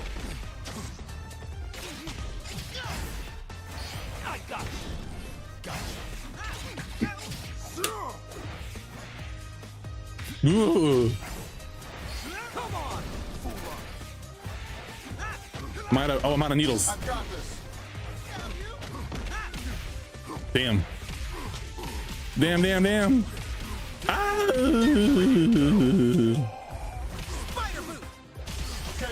Damn, that's a cool combo. I don't understand what's happening though.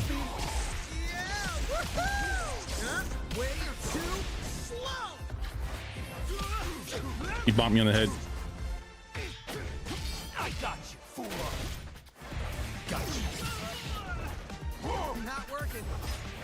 All right.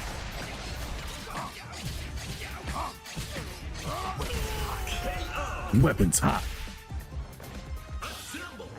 I'm a samurai asshole.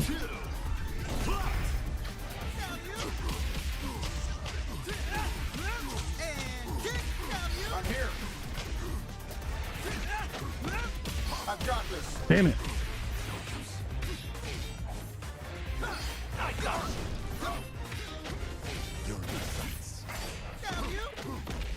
Oh, interesting.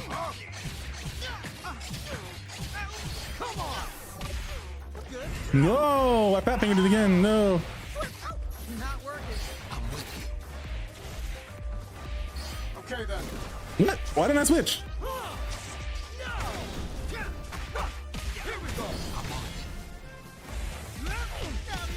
I'm pressing tag. Am I pressing? I might be holding a direction when I'm doing it. Maybe I can't. I have to do neutral. I get a lot of people looking for files for something like an ergo box. Yeah, there's not much available. There really isn't. Yeah, I have to be doing neutral.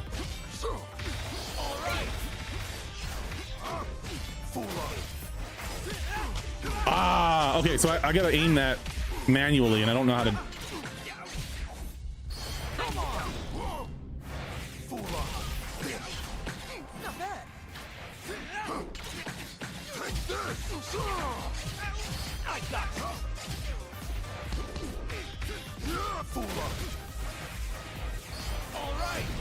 Okay then. Damn it. I keep forgetting how to reload my shit mid-match. Lock in. Make it simple. Spider boot. I've got this. Oh, hello. Ow. Oops. Well, that was a That mistake. got me. Okay. Spider speed. Yeah. Woohoo. Oh, that's pretty cool. That one, that's cool. This looks like a comic. Like everything, like they even have comic book references in like the training mode where it's like incomplete. Like the aesthetic of this is so cool. Like it's like a manga comic book. Like a comic book that's done in manga style. I've got this. Damn. Oh my god, please.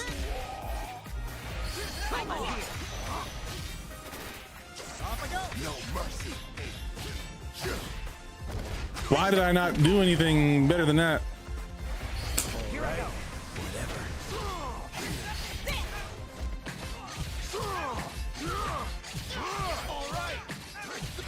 No.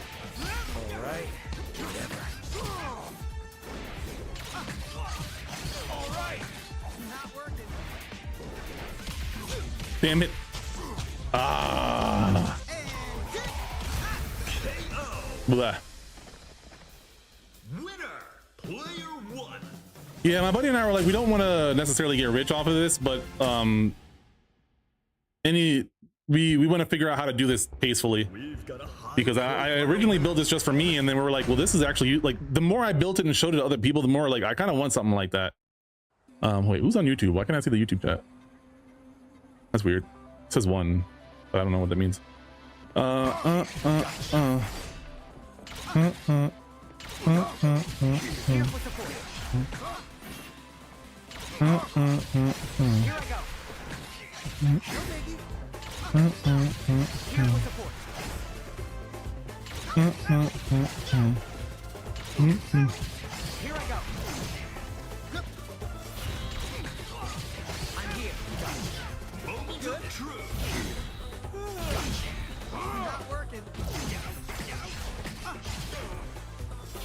Wait, I'm gonna check command list. Let's see here. Does it do anything special? It can be followed up with Heartstopper after the attack connects. Yeah, I'm gonna do some reading on this character, because all the characters, like, the inputs are very simple, so they have easy inputs for people if they don't want to do any crazy inputs. Oh shit. Oh. So I'm gonna be switching back and forth between the two, because I'm trying to learn both a little bit. Let's see here. Lunges forward, performing a slashing attack on hit. The move pierces and charges through opponent. Gains additional damage and blowback during marked for death. It can be followed up with heart. I don't understand the mark for death. I gotta read that again. It can be followed up by Heartstopper after the attack connects. Okay. Aerial. I'll have to read mark for death. Then I have my glaive. This one seems pretty straightforward. I don't think there's any special things. It cannot be used again while it can't be used while it's already out. Once returning, the projectile comes into contact with blade, it will be used again. It can be used again immediately. It can be followed up with Heartstopper. Oh, really?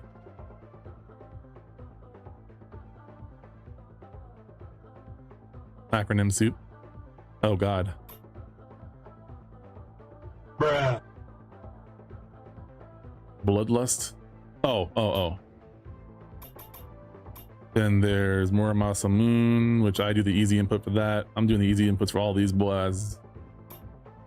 Unique. I have Heartstopper. I have let me read this again. The deflect. After guarding against an attack from the opponent's leader character automatically performs a counterattack. After a successful guard, the mark for death state is activated, powering up a single use. Character data, here we go. Blade is a character equipped with an arsenal to fight at any range. His unique Heartstopper allows him to attack from range while approaching the opponent. That's like he throws needles and teleports to them, basically. It can only be used at a certain number of times, as indicated. Yeah. Fast startup. I have a mixed tool. I have my aerial cleave, Heartstopper. Prepare the stakes. Long range barrage. Yeah. So then, but what?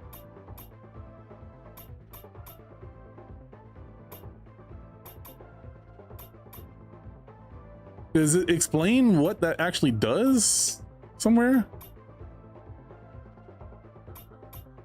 This doesn't activate that. This slashes above a series of slashes. Oh, really? It gains invincibility to aerial attacks from partway through the attack, making it great option against the blah blah blah. Gains additional damage and blowback during mark for death. It can be followed up by Heartstopper after the attack connects. The heavy version costs meter. Gains additional damage. Wait. It gains additional. Oh, okay. So this tells me what each move does when I have the stat, like the positive status effect of marked for death. I thought it was on them, but I think it's on me. It's my sword. This sword is turns red. Gains additional damage and blowback during marked for death. So that explains why some of my moves do some weird shit. It can be followed up with Heartstopper, which is my unique ability. Same thing with this. The glaive doesn't do anything like that. Okay. When this attack connects at close range, the follow-up attacks become even more powerful. Wait, what?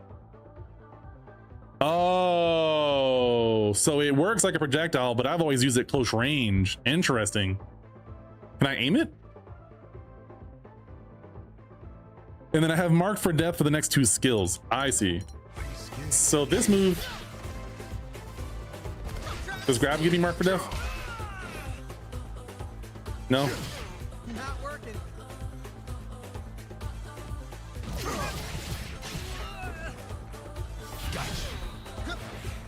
Here for support. No mercy. No biggie. Okay, so now I have marked for death. Right. Not working. That didn't do it. That didn't do it. Is it only Heartstopper that gives me mark for death? Is that the case? And what's the acronym suit that you sent me? I haven't checked it out yet, but I see blue sky. Unique Heartstopper. You can aim during the action to throw them more quickly in a. Oh, I can throw them faster. On hit, it activates mark for death state, which. Oh, okay, so this gives me mark for death, and then my uniques. So they both give me mark for death. Only works while grounded. Yeah. Okay, so this activates my mark for death, and then. Oh, that's your stick. Okay. So this is what that medium does normally. Let me go ahead and use Heartstopper.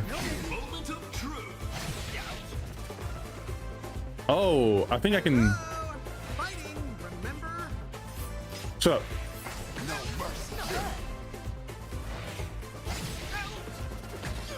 Ah, yeah. Okay, so then light does that normally. But then if I do Heartstopper, let me do it again. Not bad. I'm here.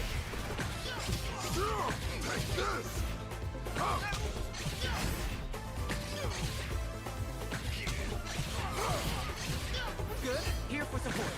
Oh wait, can I do this? Oh, that does that. Interesting. Okay.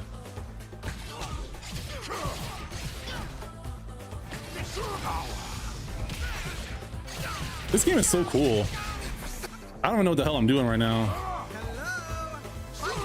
Here for support.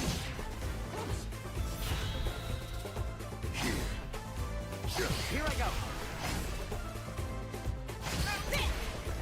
I'm here. Oh my god, that is sick. Not bad.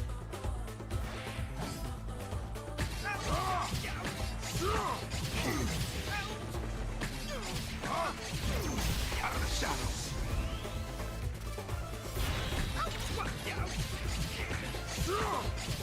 Here for support.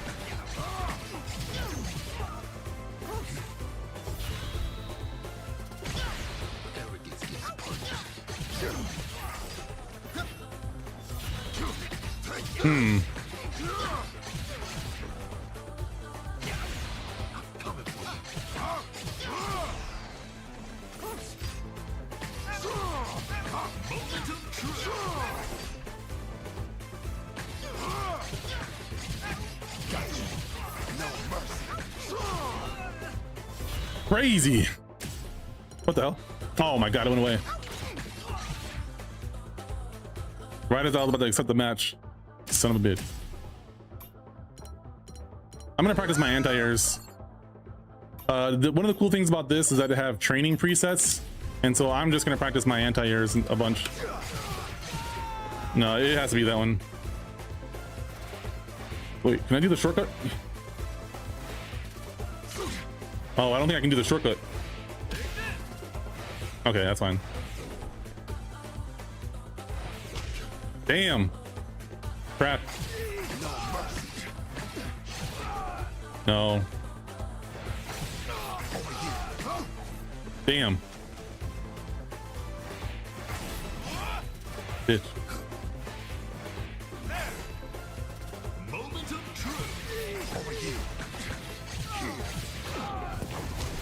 Not bad, not bad, not bad. Okay, I have an option. Whoa! Oh. I'm afraid to alt. So this game, if I alt tab out of it, the frame rate dies. So I'll take a look at that once I'm finished playing this, if you're still around. I'll take a look at it either way. Yeah. Yeah, we got like 3 of the same characters. In the blue corner, with Blade. With Blade. Yeah. Oh, wow. You're going to skip mine? It should be Nocturnal Royalty, but whatever. Whatever. Should be the Melanated Masters, but, you know, whatever. Shut up. I don't want to watch your... No, you didn't watch mine. I'm not watching... Can I skip this? Come on, let's go. Come on, let's go. Show me how much monster you've got. Show me how much monster you've got. Why can't I move? Oh shit. I wasn't tapped into the game somehow.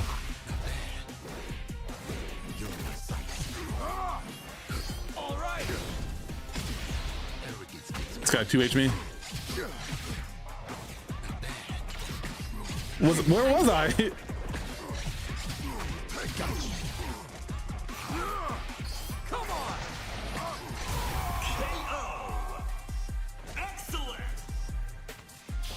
Okay. I'm prepared.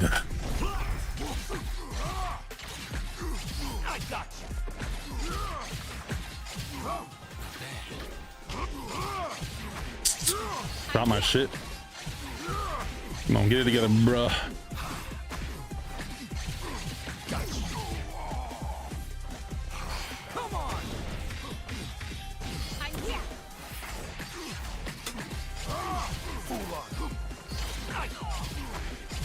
Oh shit, motherfucker.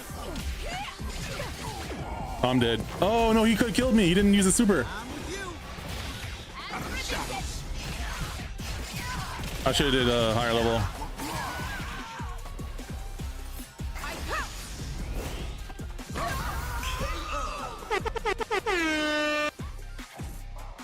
Gotcha, bitch.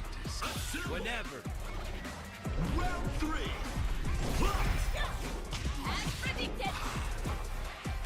I got you. Whoa, shit. All right. Got you. No mercy. No buttons. Come on.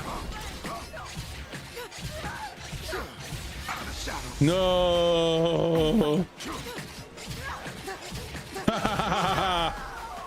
All right. I can parry that.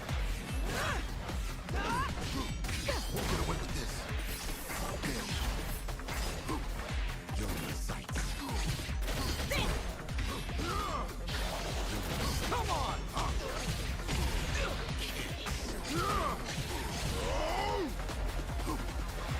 I got you.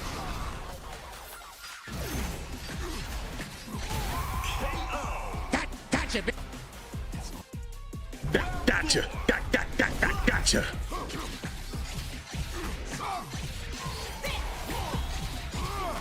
Time that all wrong. Lock in, lock in.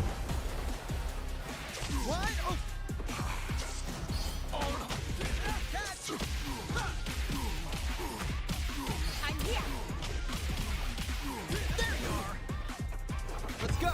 Everyone. Bruh.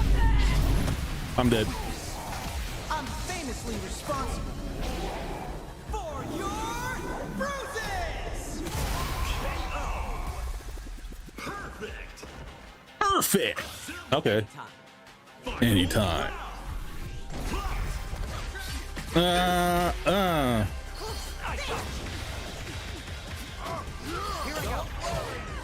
Too slow.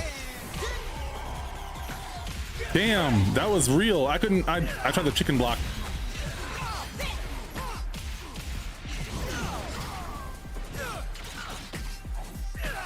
Fuck.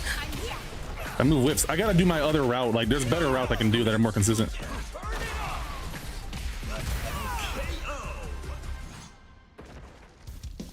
Okay. Damn. Brace yourself. Brace yourself.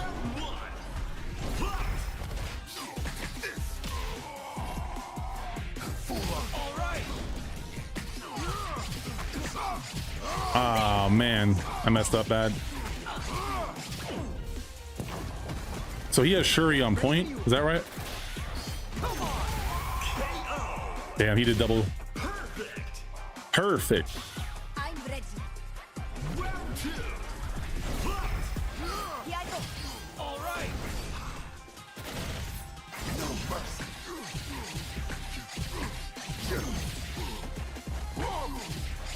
Gotcha. Did it, I did it. Good damage too. Here I go. I'm here. Here for support. Fuck, I fucked it up. Ah. Play already.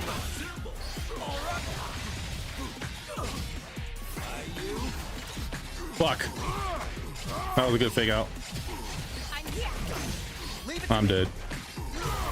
Damn, dude. He's good. Round three. I keep mistiming my shit though. I'm misunderstanding how the landing recovery works in this game. There we go. Here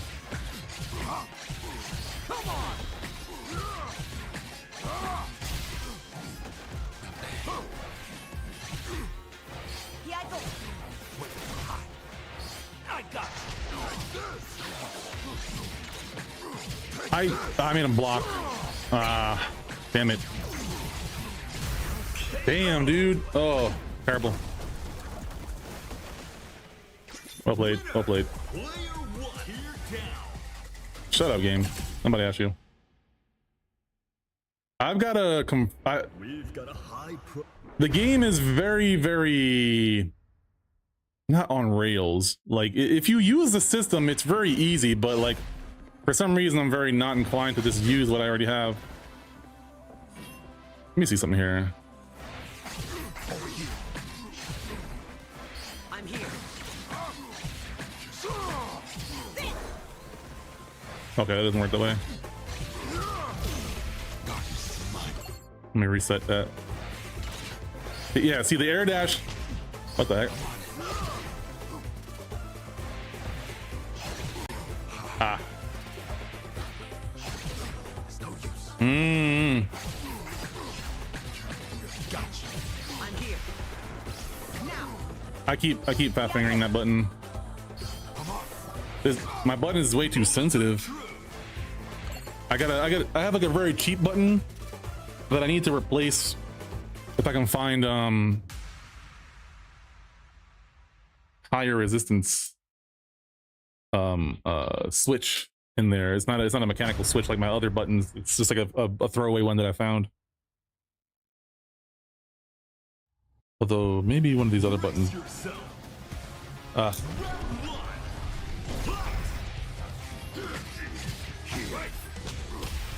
Where my assist go? Also, there's an Avatar fighting game too. I don't know if you know that. The Last Airbender.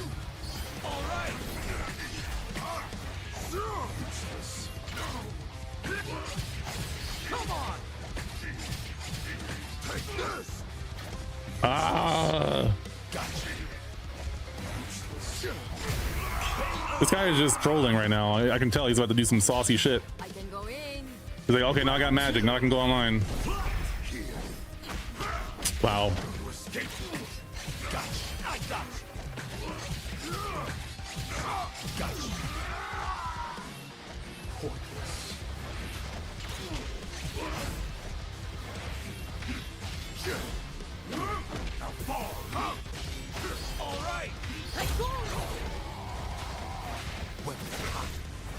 I've got this.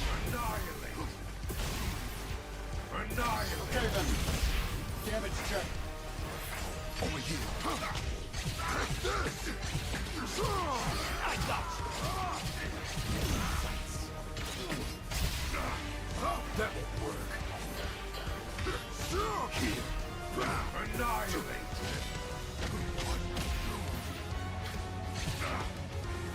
I'm here.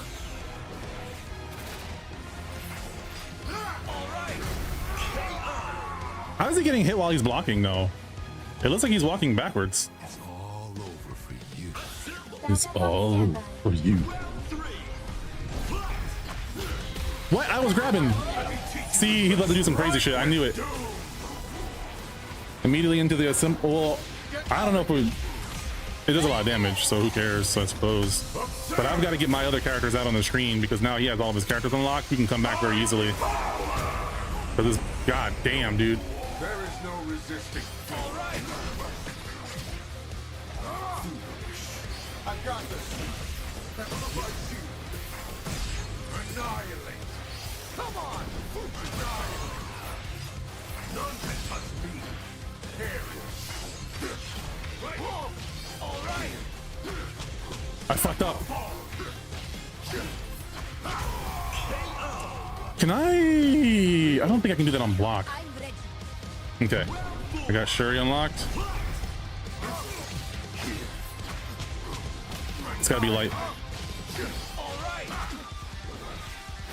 I'm here. All right.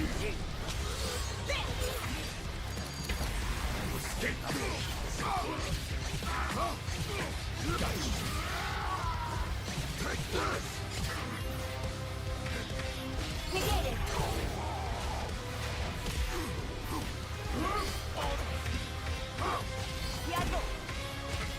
Right.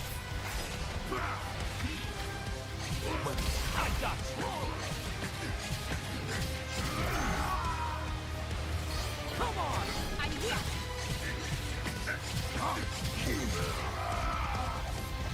God damn it.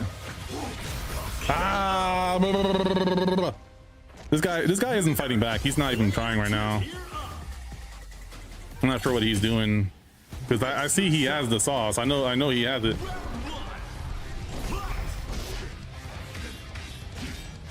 I got you.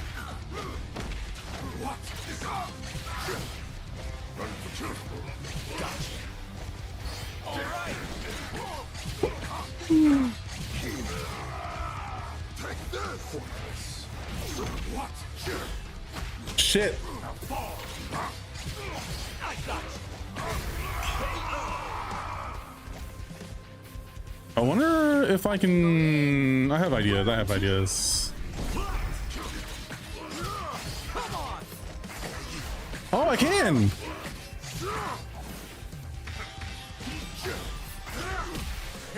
Shit. Ow. All right. Shit. Come on.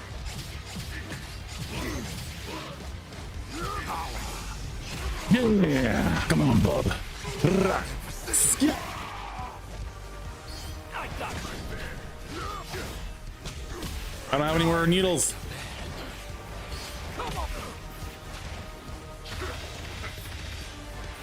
I've got this. Annihilate. I got you.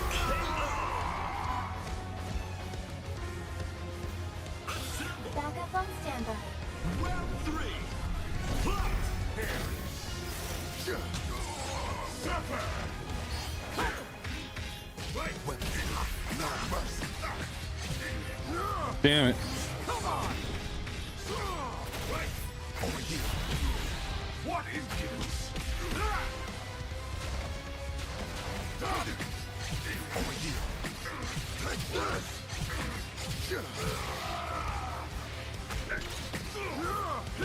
Damn. Foolish. I got you. Ineffectual. Annihilate. Okay then. Nullified shield. I'm up, kid. I'm here. Oh shit. Annihilate. Now fall. All right, we're gonna do that. That's fine. That's fine. That's fine.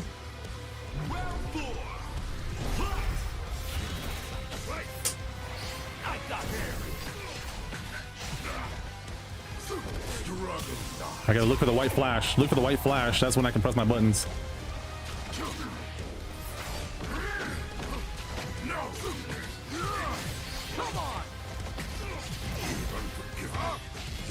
I got you. No mercy. Ineffectual. I'm here. Excuse me.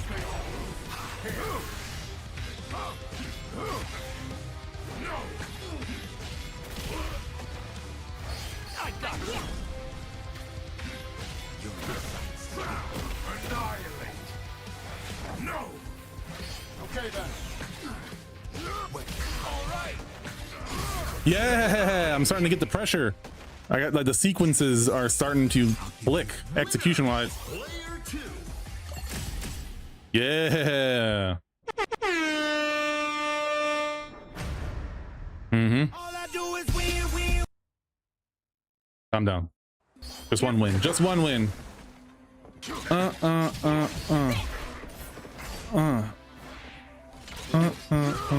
here. God damn. All right. Ah. What the fuck? I can't do a DP from the side. Here for support. Wait, why did that combo not work?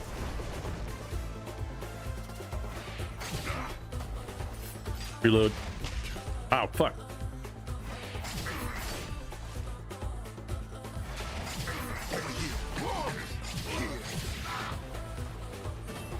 What the fuck?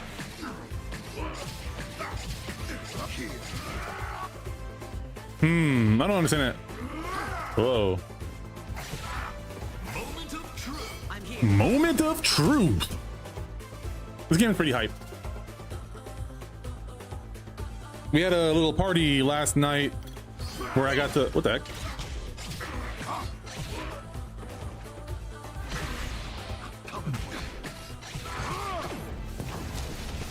Oh, that's better than what I was doing earlier.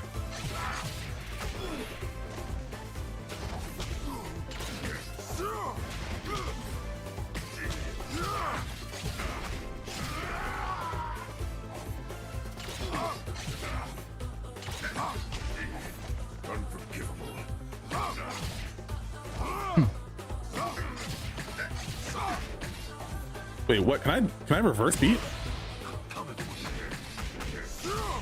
Oh, I can. Huh.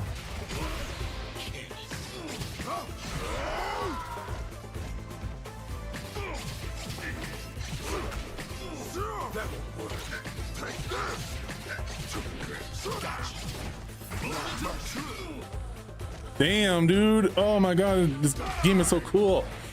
Oh, one with the truth. All right, I'll do like 1 or 2 more sets and then I'm gonna switch over to Resident Evil. The cybernetic mutants. My water's way over there. Come on, bub. Today's the last day of the game, though. That's kind of the bummer. Is that like I'm not gonna be able to grind ranked anymore. This guy's gold 3. How?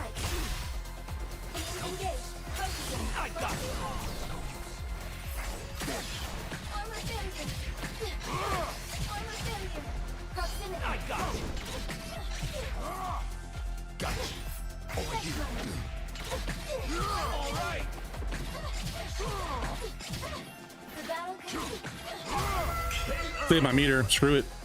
I was gonna spend some meter to get the kill.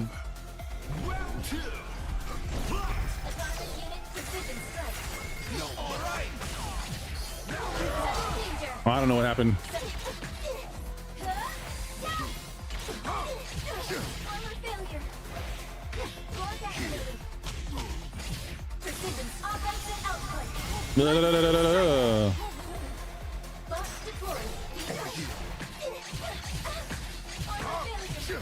Oh, when I power it up, that's when it gets the side switch like that. That's what I'm doing, is I'm powering up.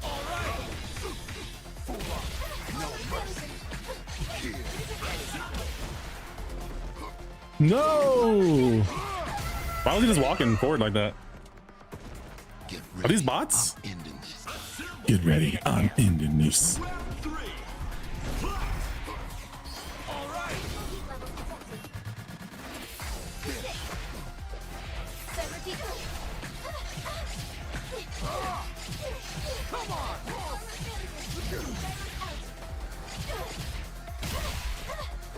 Impressive attack undetected.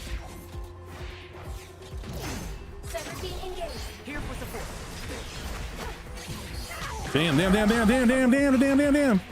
unit. All right.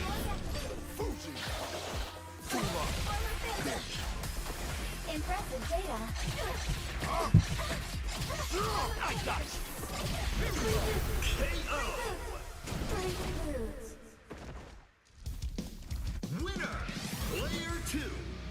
Dun, dun, dun.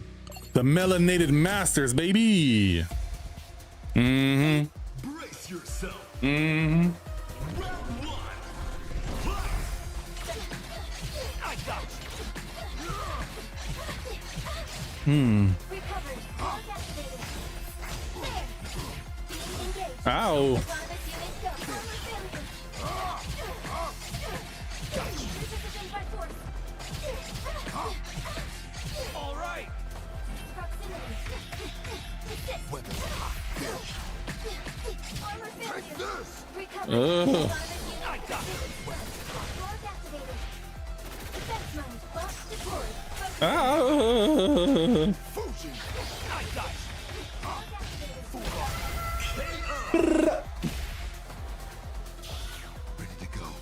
Ready to go. I got it. Armor failure. Damage. Negative. All right. Vertical modulation. Recovered. Block activated. Focusing. No, he's on super on. Yep. Maximum strike. Oh, he didn't do the. Unit go. Being engaged. Assist.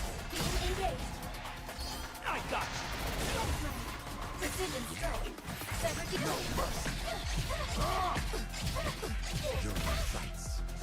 damage. What the fuck? Come on. What? Precision activating. No. 17 engaged. Damn, I should have assisted. What am I up again? I'm prepared. Round three. Integrity activated. Proximity. I got it.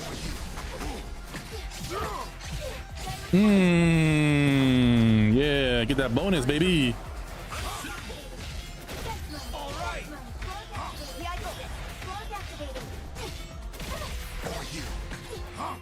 Damn it.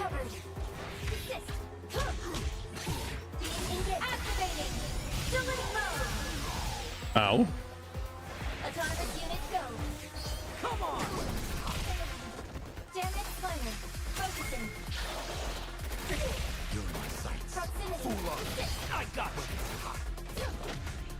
Negative engagement. All right. Defense mode. Autonomous unit go. Defense mode. Damn it. Ow. Box deployed.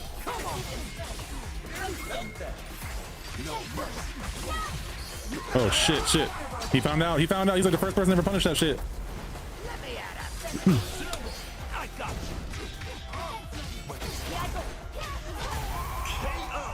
Well played. Excellent. First. Round four. Activated. Where's my assist? Oh, I gotta mash that shit, man.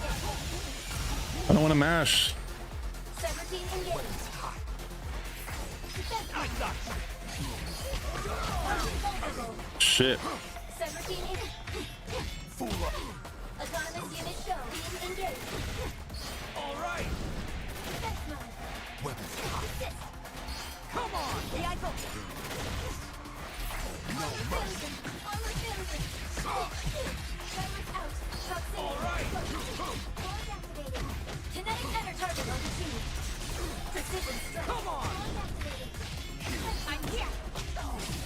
No, I screwed myself. I just wanted to get my assemble, my like super duper move. Come on. Kind of back. Brace yourself. Round one. Fight. I got you. Initiating follow-up. Launching. This is not a drill. Oh, damn. Precision strike. That must be her unique. All right. Recovered. Just let me do it. Box destroyed. Focusing. Precision strike. Precision strike. Ow! Let me switch back. I didn't want to switch this guy. I apologize for the overwhelming victory. Shut up. Blue Beetle looking ass. I'm prepared. Understood.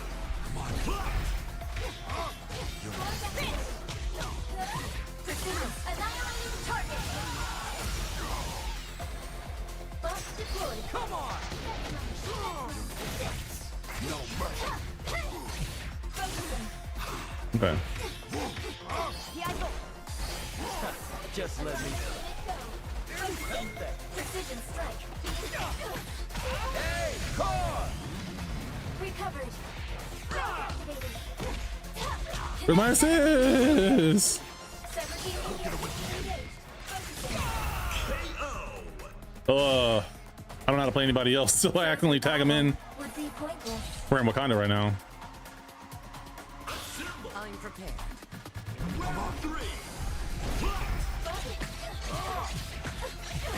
Armor failure.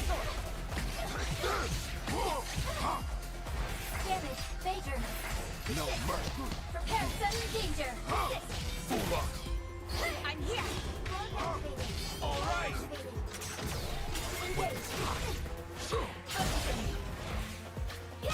Kinetic energy focusing. There's a little bit of landing recovery that I'm not calculating enough. Autonomous unit go. I'm here. I'm here. For TR. I don't know what I'm doing wrong because it should be my turn. 17 armor failure. Damage plunge. Box deployed. Precision strike. Focusing. Box God damn it. Ah! focusing. Defense mode. I'm here. Box deployed. Launch protocol go.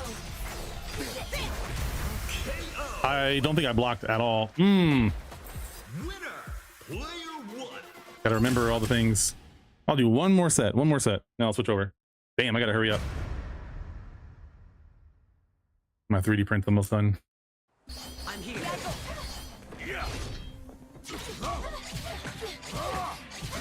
Here for support.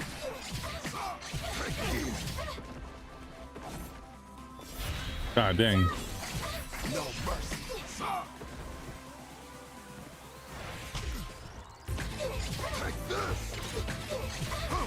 Vertical modulation. Vertical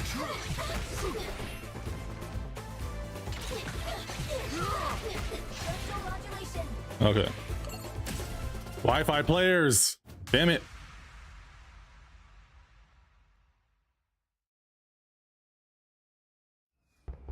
Now, The carrot. The T carrot. The carrot. Late. I can tell what you're thinking. You better stop underestimating me.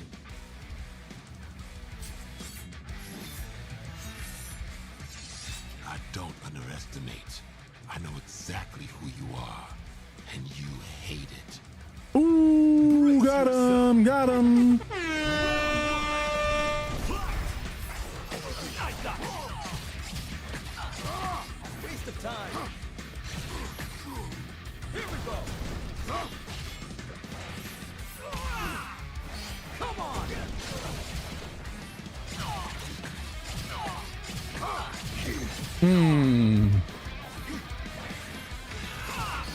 Ow.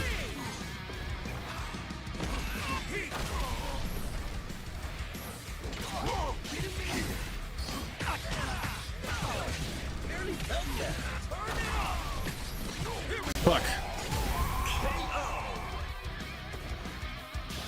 I'm prepared. Round two. Fight. Oh, nice. All right. Gotcha. I won't let you looking. No mercy.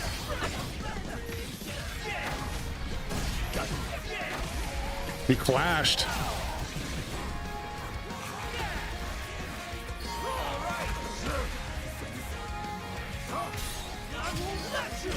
Ah, too slow.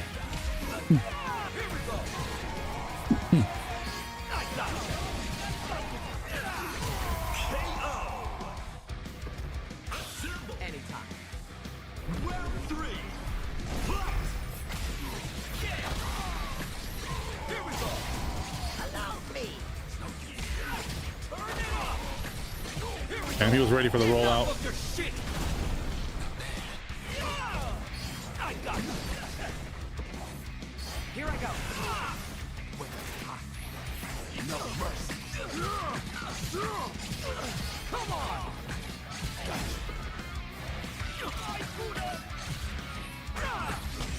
I thought I did cropping heavy. I was mashing too hard.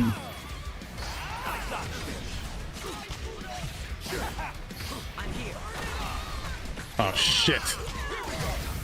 I don't know my assist that well, so I'm just throwing out stuff and it's not how it's supposed to be used. The game is pretty addicting too. I might do a little bit more after I finish playing some Resident Evil. I'll get like an hour and a half of Resident Evil in, and then like play this fate until it ends.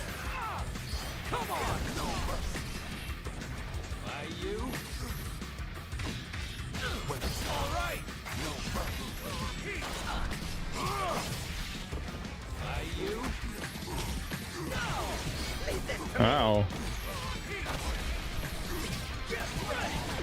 Oh. His range is too good. What button is he pressing though? That's what I need to know. Whenever you wish. Round two. Fight. Here we go. Don't get in the way. Here we go. Okay.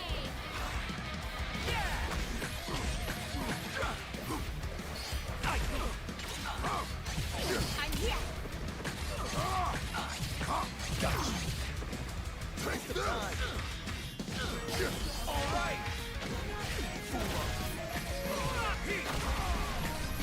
I'm the Ghost Rider. You mess with the Ghost Rider? You'll end up as a ghost.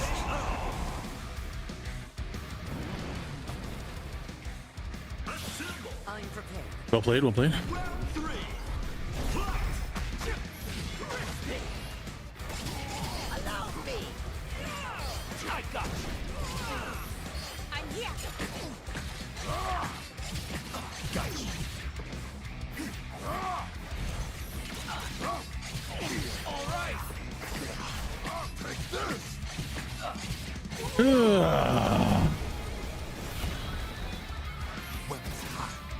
Here I go. Come on. Take this. Take this. I got you. I need to be trying to get those stocks as much as possible and then ending with some sort of good ender. But I should find a way to do my DP. I think that one does a decent amount of damage.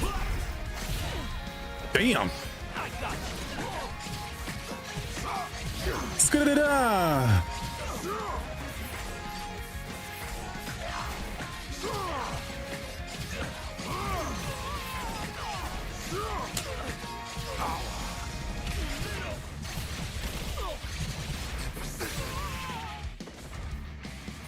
Here we go. Leave this to me.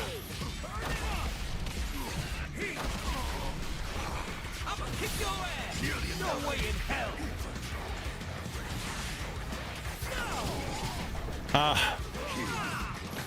Damn, I'm doing the wrong inputs. Please.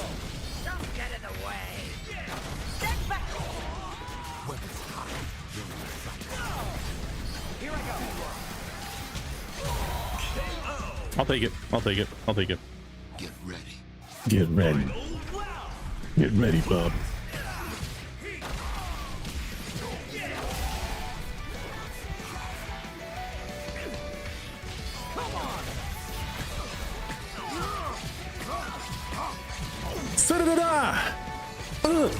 Come on! No! Oh, and I just gave him a happy birthday for free. And he just took immediate advantage of it.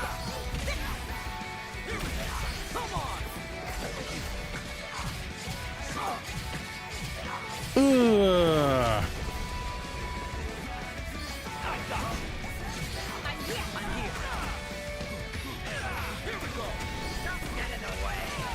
I tried doing my unique for Reflect. I got greedy as fuck. Damn, that too. Let me get one more match. Let me get one more match. Damn it. It's addicting. Give it, run it back. Run it back, coward. Same team. Damn. You two owed me, man.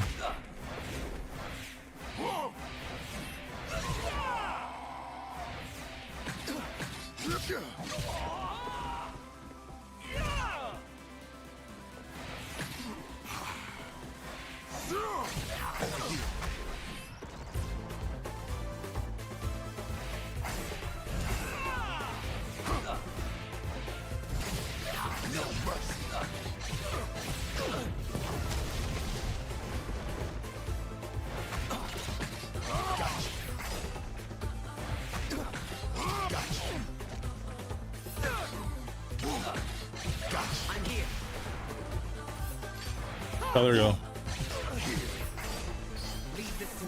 No, my God, I keep fat fingering nothing. Okay, last set, last set, last set. Promise. We'll have to go to a short break afterwards to grab my controller, though. I think I left it upstairs. Yeah.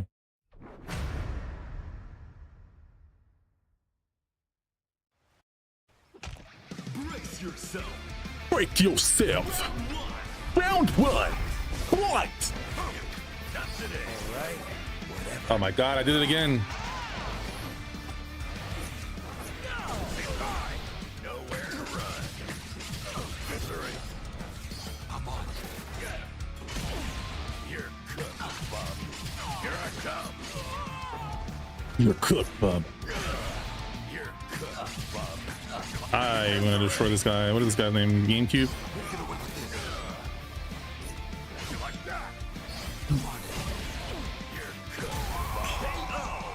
My pinky keeps hitting the bottom button. I'm gonna have to change that tag button or Whenever you reach.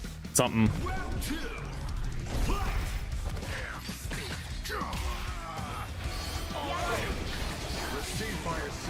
This motherfucker.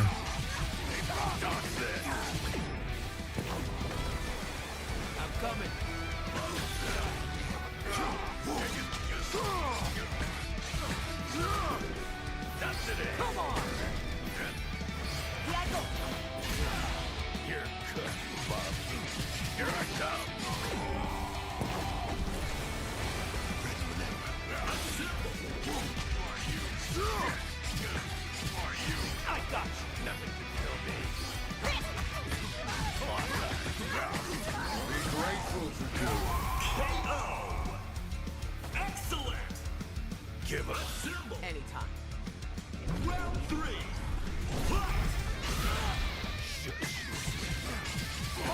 Cut you into pieces. X-Force. All right. Here I go.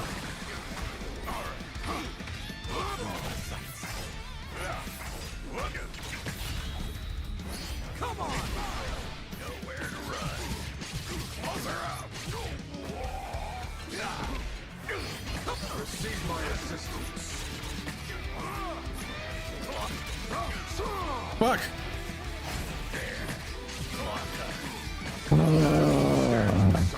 I wish I would stop forgetting.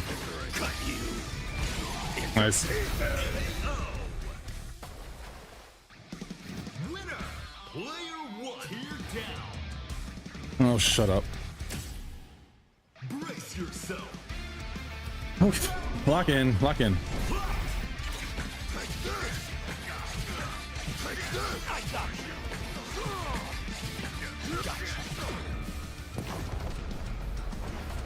you wish.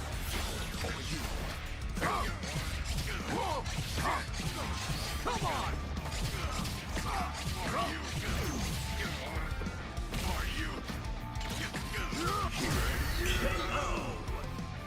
Perfect! Already.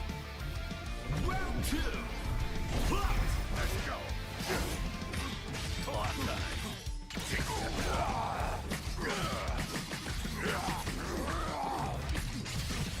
Dodge this.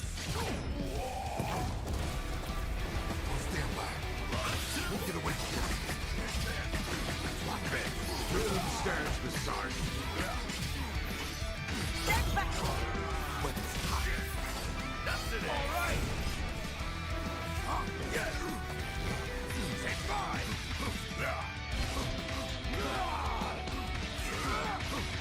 Watch out. I should just push block him off me. I'm looking for like when I can press my buttons, but he just does something weird. I don't know. Nothing can kill me. My turn.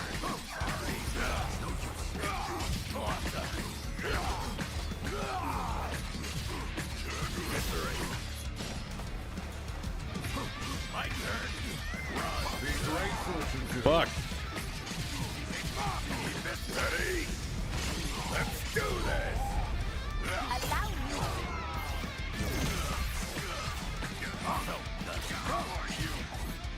Come on. I'm coming. I'm here.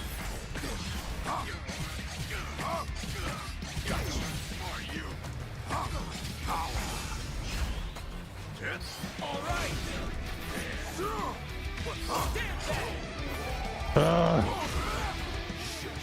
That shouldn't have hit me. Oh my god, that's so annoying. Give up. Round 4.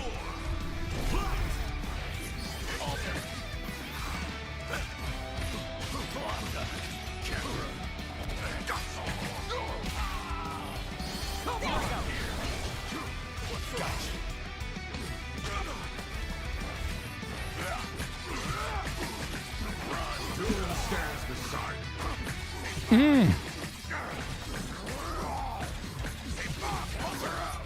Be grateful to do. What's wrong? Leave this to me. Say bye.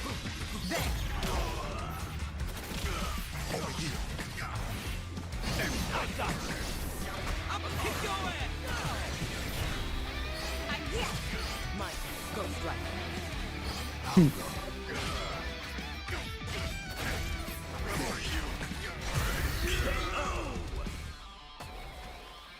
Lock in. Lock in.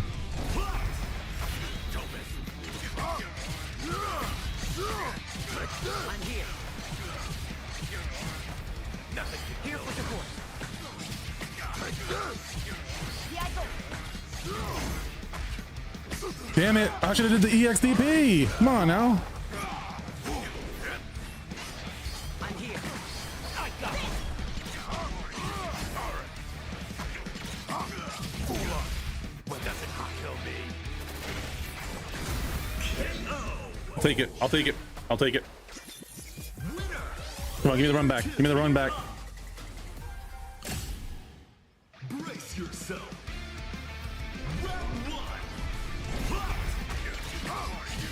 All right. Nothing can kill me. So come on. X marks the spot. Not today. Get up. My turn. Clean up the inputs. I'm coming. Round 2.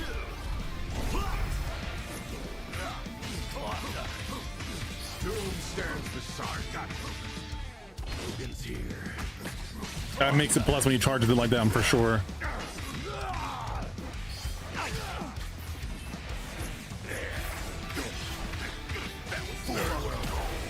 Damn it. I'm never ready for that shit.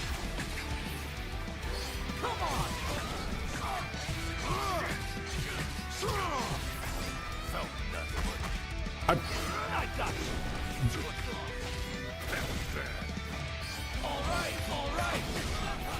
Nothing can kill that. Reload. Ah. You're walking away.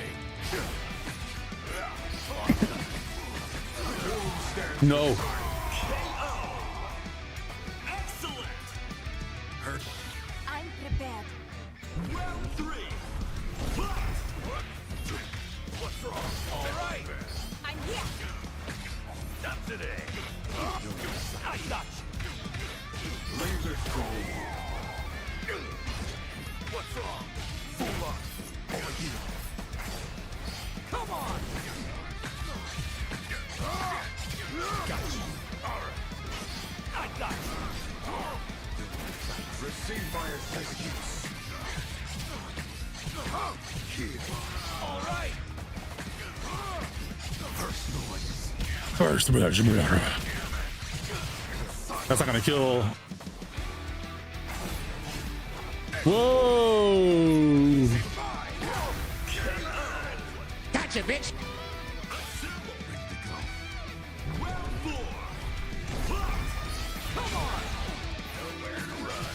He's anti-aired me so many times while I've been on the ground, and it's annoying because, like,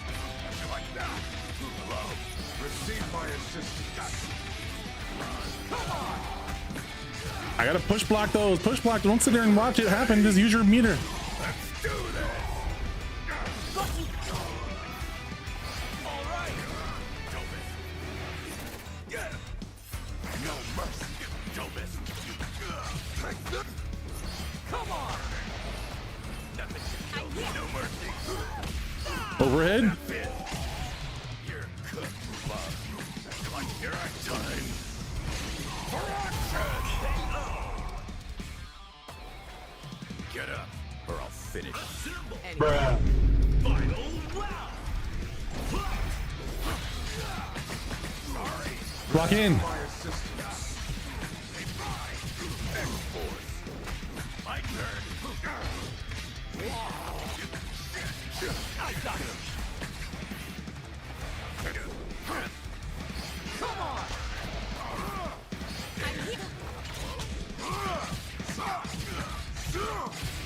I got you. No one all right. Yeah, I got For you. Like that. here for support. I got you. Full run. Don't miss when it's hot. Doom stands beside me. Don't miss. All right.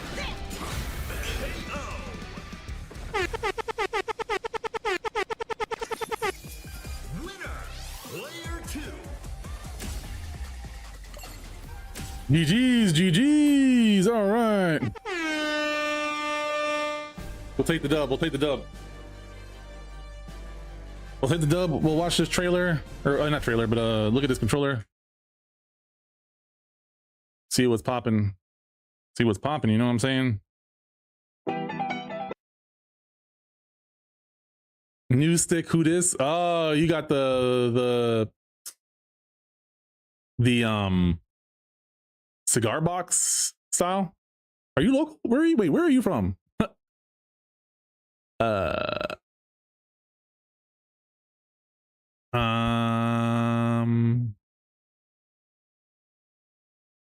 What's this? Whoa, very interesting sound.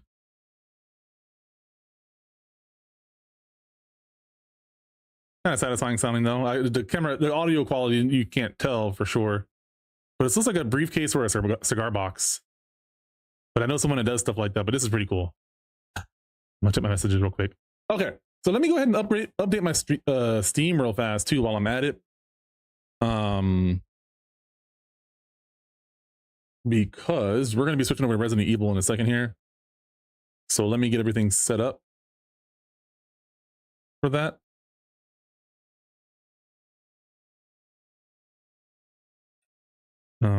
I actually have a shortcut for that. There we go. So let me go ahead and get rid of this. And then the gaming is already set up. Cool. So what I will do is I'm going to go ahead and close the YouTube stream out. I'm going to boot it back up once we go live for Resident Evil, but I'm going to start a new stream for that one specifically. So if you are hanging out with me on the YouTube side, you guys can hang out for a little bit and I'll go back live, or you can go to the YouTube gaming, or you can hop over to Twitch. So you got some options there. But for now, thank you guys. For anyone who is tuning out, we are going to start a little bit of Resident Evil and probably switch back to Tokon later on tonight around 10. So thank y'all for hanging out with me, and I'll see you on the next one. For those sticking around.